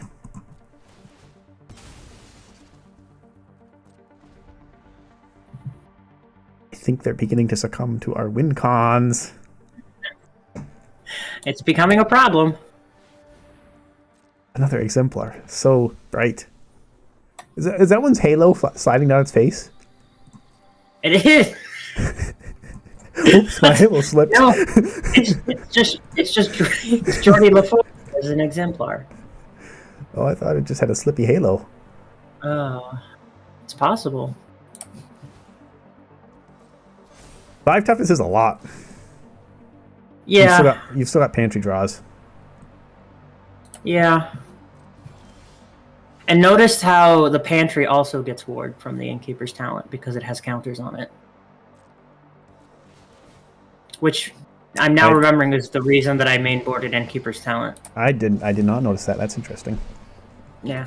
Pantry, I guess I might have been able to foresee it working with sagas, but I haven't played much with class enchantments. I guess you're right. Well, this is not lethal, but it will be lethal next turn, unless you feel like blocking. Do I want card or do I want life? I'll take card. An interesting decision. All right, folks, let's do a little card drawing. It's a card game. I love the value engine of Airbrass Forge plus Fountain Port. I'm listening, Heathen Honey Bear. I'm listening. Take a card. Man, you've got a honey bear on your side. How am I going to compete with that? Yeah, that's true. Okay, now wait, is a Heathen Honey Bear one that is like a pacifist? Oh, that makes me sad. Hopefully not too sad. That makes me more sad. We reached our late game, folks. Oh. We've got our biggest planeswalker active. We've got 2 forges cooking. I think we might have taken control of the game effectively. These exemplars keep coming. And they don't stop coming.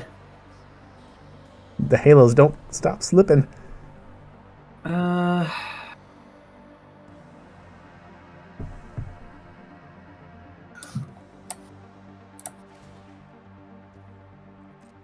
Give it a counter. Your pantry is so stocked. It's going good, Honey Bear, because this has been a wonderful jank-off. Have I won? No.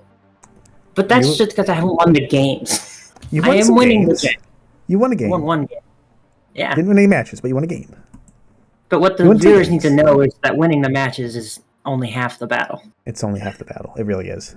And I think you solidly won the other battle. I had hopes for Rube Greenberg, but you out-janked me. Out-juked, out-janked. All right. Is it worth trying to go for lethal? We can see what That's a question only you can answer. We can see what Chandra flips up for us. Chandra gives us another Chandra. In case you want to throw that one in the trash. How many loyalty counters does she come in with? 5? Oh, it's a different Chandra. It's a different Chandra. There's 2 Chandras in Standard right now. All right, I'm gonna draw a card this way. That's a neat way to draw a card. New jank unlocked. Eat food, draw card. Okay, so these both have Ward 1. Chandra can deal 5, so I'll have to sacrifice her if I use her, but we've won, I think. Oh, I forget she doubles it.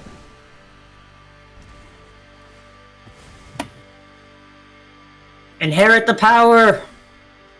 The power is being inherited. Now we see minus that's 4. the name of the deck. You get it? This Chandra can target face. And now the inheritor dies. And I think we could have already won if we played out our mechanized warfare, but we'll just let the forges do their job and end the game. GG, I was sweating for turns and turns. That's a game 3, right? I just keep throwing my wipes out, and he just keeps... He's got lots of creatures in that deck. Yeah, it's a game 3.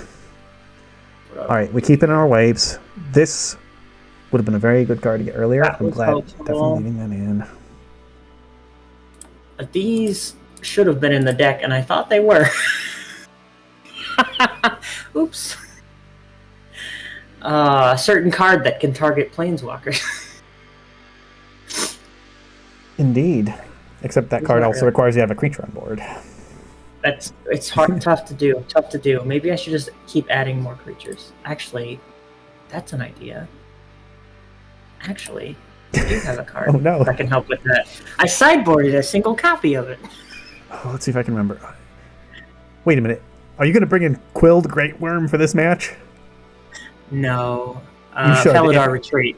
If any, I am going to bring it in, yeah. If there was ever a time. If there was time for the Great Worm, it's this time. That's true. I'm not a quick deck, and I don't deal well with huge creatures like a 7/7 that can come back from the graveyard. Time to shine. Oh man, I won't even be a single bit mad if you beat me with Quilled Great Worm. Oh my word.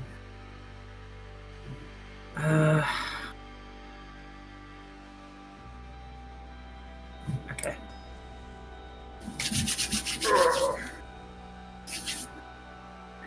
I told you, one of these days it's gonna work. One of these days, I will pay 6 mana and double all the counters whenever things attack. That's just going to be GG for my deck. I'm not going to be able to deal with it. Okay, we don't love this hand, but we keep. Mostly there are no creatures in this starting hand. There's 1 creature and 5 lands in this starting hand. Oh, Ben. Okay. That's me. Let's try again. I'm going to have to keep that. I don't like it, but I'm going to have to keep it. Return to...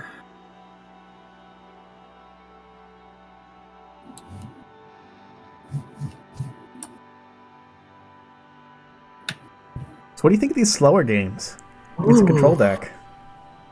I prefer them, personally. As long as the board doesn't get big. That's what I don't like. Big you can have a game boards? Big clog board, yeah. Okay. I think you can have a game go long but not be grindy. Those are the best. Just because it's like a constant back and forth, you know. Well, I'm here to grind, unfortunately.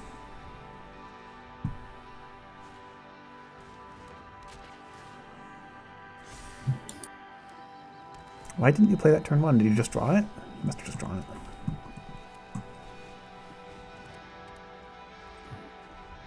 Alright. Tome acquired. Because I wanted to play this.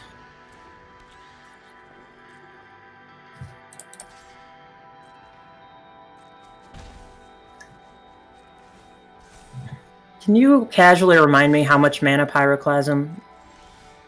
I have a sweeper that does 1 damage to each for 1. Pyroclasm is 2 mana for 2.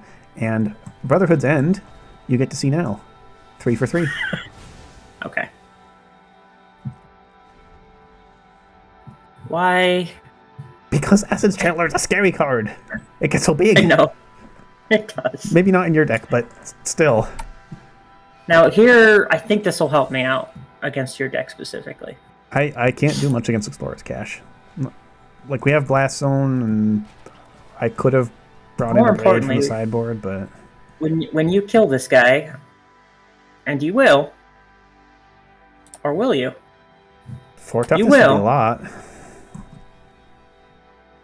You're not going to activate it? Oh, you aren't going to. I am. I almost forgot it was sorcerer speed, that's all. It was the opposite of my usual problem.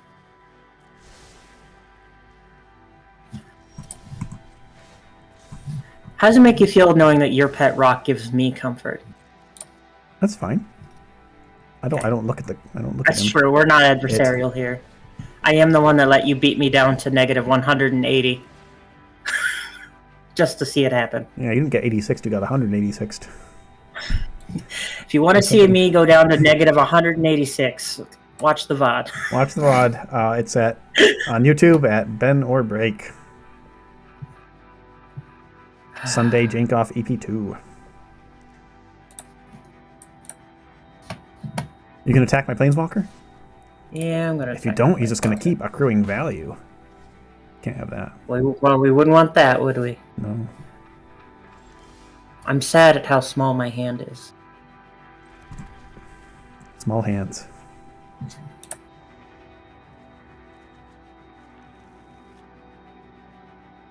Okay. He's never going to forget the home he lost. Is that what he says? I have Planeswalker voices Yeah. turned off. At this point, I need the card more than I need that neutral land. That helps. I like that. That makes me happy. I'm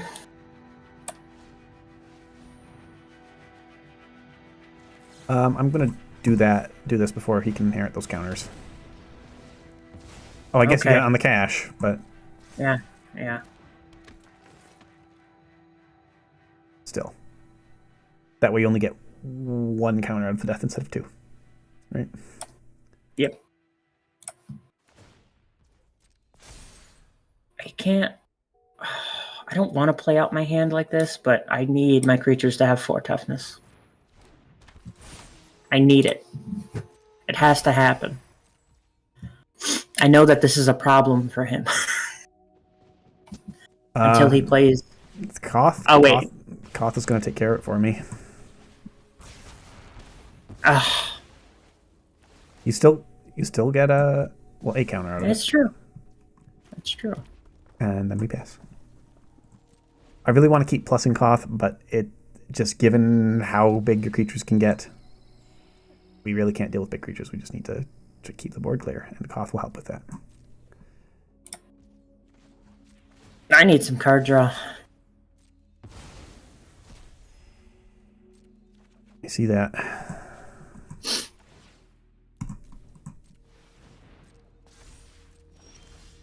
All right, Koth, do your thing.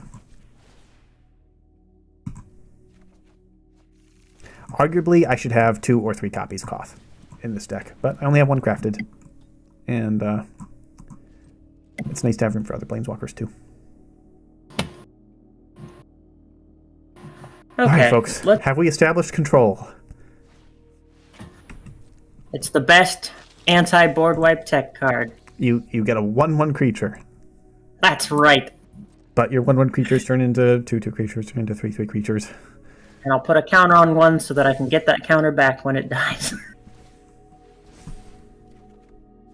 Okay, I think you're not. That's the problem with control. You just don't let the ancestors accrue the power. How are you going to inherit the power to your children? Yeah, we're about wealth redistribution here, and by redistribution I mean burning it and throwing it in the gut. Redistributing it. Nobody has money. We'll Clasm. Sorry, did you say pyroclasism? Oh, and we will hazard. I really don't like spending a hazard on a single 1/1, but there aren't a lot of other good targets in your deck for just a single hazard, so... I like making you do that. We can do a little bit of this.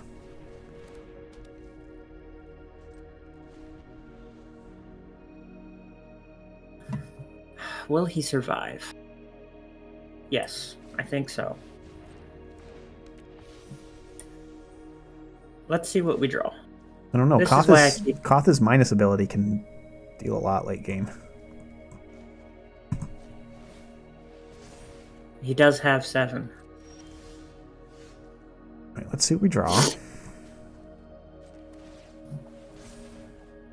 Oh, that's a good card. I think needing to mulligan down really hurt. Yeah, if you get stuck against the control deck with card draw. Even Koth is virtual card draw. Oh, I love me some deck thing.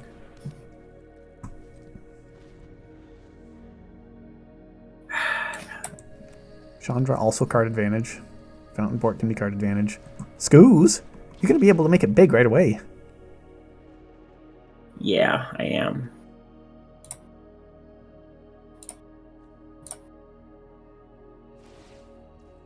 Hopefully you haven't been keeping up with your card draw, so... What is it? 6/6 is the limit. That's a lot. All right, this is something I haven't actually done yet with this deck. You have 6 mountains, though. I know, but I'm going to do the cooler thing with Koth. I'm just going to get permanent value. Okay. Ultimate power! You didn't want to use your mana to pump it? I did. That's what we call in the business a misclick. Oh, if That's okay. If it matters, it wouldn't have mattered. I would just pyroclasmed it, but WinCon acquired. Finally, you got there. Let's see if we can get another one. Oh, I did. We're not quite WinConless control. Fear my 1/1s. There'll be 2/2s next turn. Wearing their cute little 2/2s. 2/1s. Oh yeah, 2/1s. Sorry. No, there'll be X1s. You're right. I misspoke. That doesn't help. Well, I've got a whole lot of nothing. Do you want to see? See, look. That's a card I can't deal with. It's just also a card that doesn't do anything on its own. Yeah. If I pop it with Blast Zone or Silex, then it also blows up my forges. So obviously you should pop it. I'm gonna let it ride and just cross my fingers that you just don't get any more creatures ever. It's possible at this rate. Plus for Mountain. Koth WinCon achieved.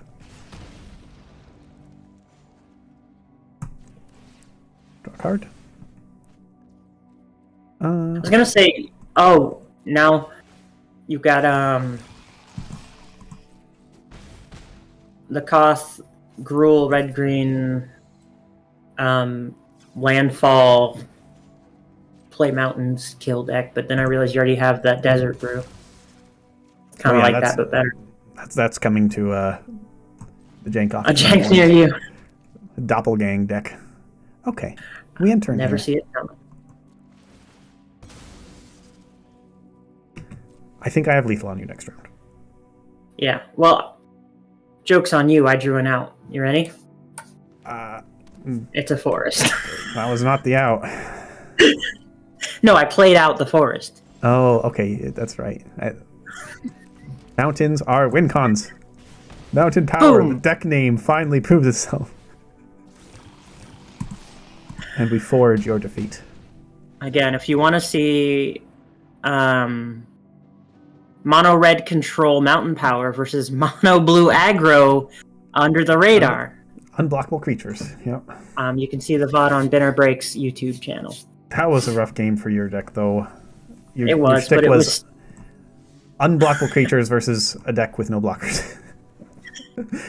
It was, but it was some quality jank. Quality jank, just like our episode today, episode 2. All right, folks. Thanks for joining us for this wonderful Sunday Jank-Off. I hope you enjoyed seeing our jank popping off. Please come back next week. This is a weekly series every Sunday evening. That's 7 p.m. Eastern Time, and technically Monday morning, midnight UTC. So if you're in Europe, that'll be hard to watch. We should announce the winners and the running tally of how the Jank-Off is going. Indeed. So you won the matches. So there's one Green for got you. it done. Green got it done. And I think we've decided that Inherited Power wins the Jank Award this week. It was so janky, man. It was so janky. That's good. I was proud of it. It was some good jank. The whole banking thing. Yeah. Now, are there any? Sometimes we also do the post-game meditations on what kind of changes we would make to our decks. It's true. Yeah, I think I have the right cards. I just don't have the ratios right or the main deck versus sideboard right. An immediate card that came to mind for me when thinking of your deck is Botanical Brawler from March of the Machine. Did you look at that one? It's not 100% in theme, but it's very +1/+1 counter-centric. It is also an uncommon, so it's easily craftable. It's got trample, which is nice. Enters with counters on it. That is true. I would consider running. What is it? And I did consider running Wildwood Scourge, where instead of 2, it's X at +1/+1, and then whenever something else gets 1, it gets 1. Yeah, Brawler's, I guess, similar. It's in your colors. But I like that it has trample also, which is nice. Does Wildwood not have trample? Oh, it doesn't have trample? That's stinky. Yeah, I don't like that. Railway Brawler is the other one, but it's so hard to play 5 mana cards, and I'm already playing 4 copies of a 4 mana card in Exemplar of Light. Yeah, and you don't have any ramp at all. Yeah. I'd say Potential Brawler just is a good finisher that you can play turn 2. Yeah. For my deck, it's janky. It's not really a competitive brew, to be honest. It dives too hard to Sunfall, and it dives too hard to red-based aggro. There's just not enough really early repeatable life gain in mono green. The games versus control are okay as long as you don't get board wiped too much mostly because of the Beanstalk value engine. So I don't think I have any particular changes for it. It's just going to be, tier 3, tier 4, not meta. But that's fine. This is the Jank-Off. Yeah. So with that, the tally is Ben or Break, 2-0 in Jank matches, and AlbinoCheesemonkey 2-0 in the Jank Award. I was really hoping for the Jank Award this week, but you cleanly outjanked me. Well, until next time. Yep. Tune in next time. Indeed, and to you. As always, we appreciate any likes, subscribes, Twitch follows, whatever.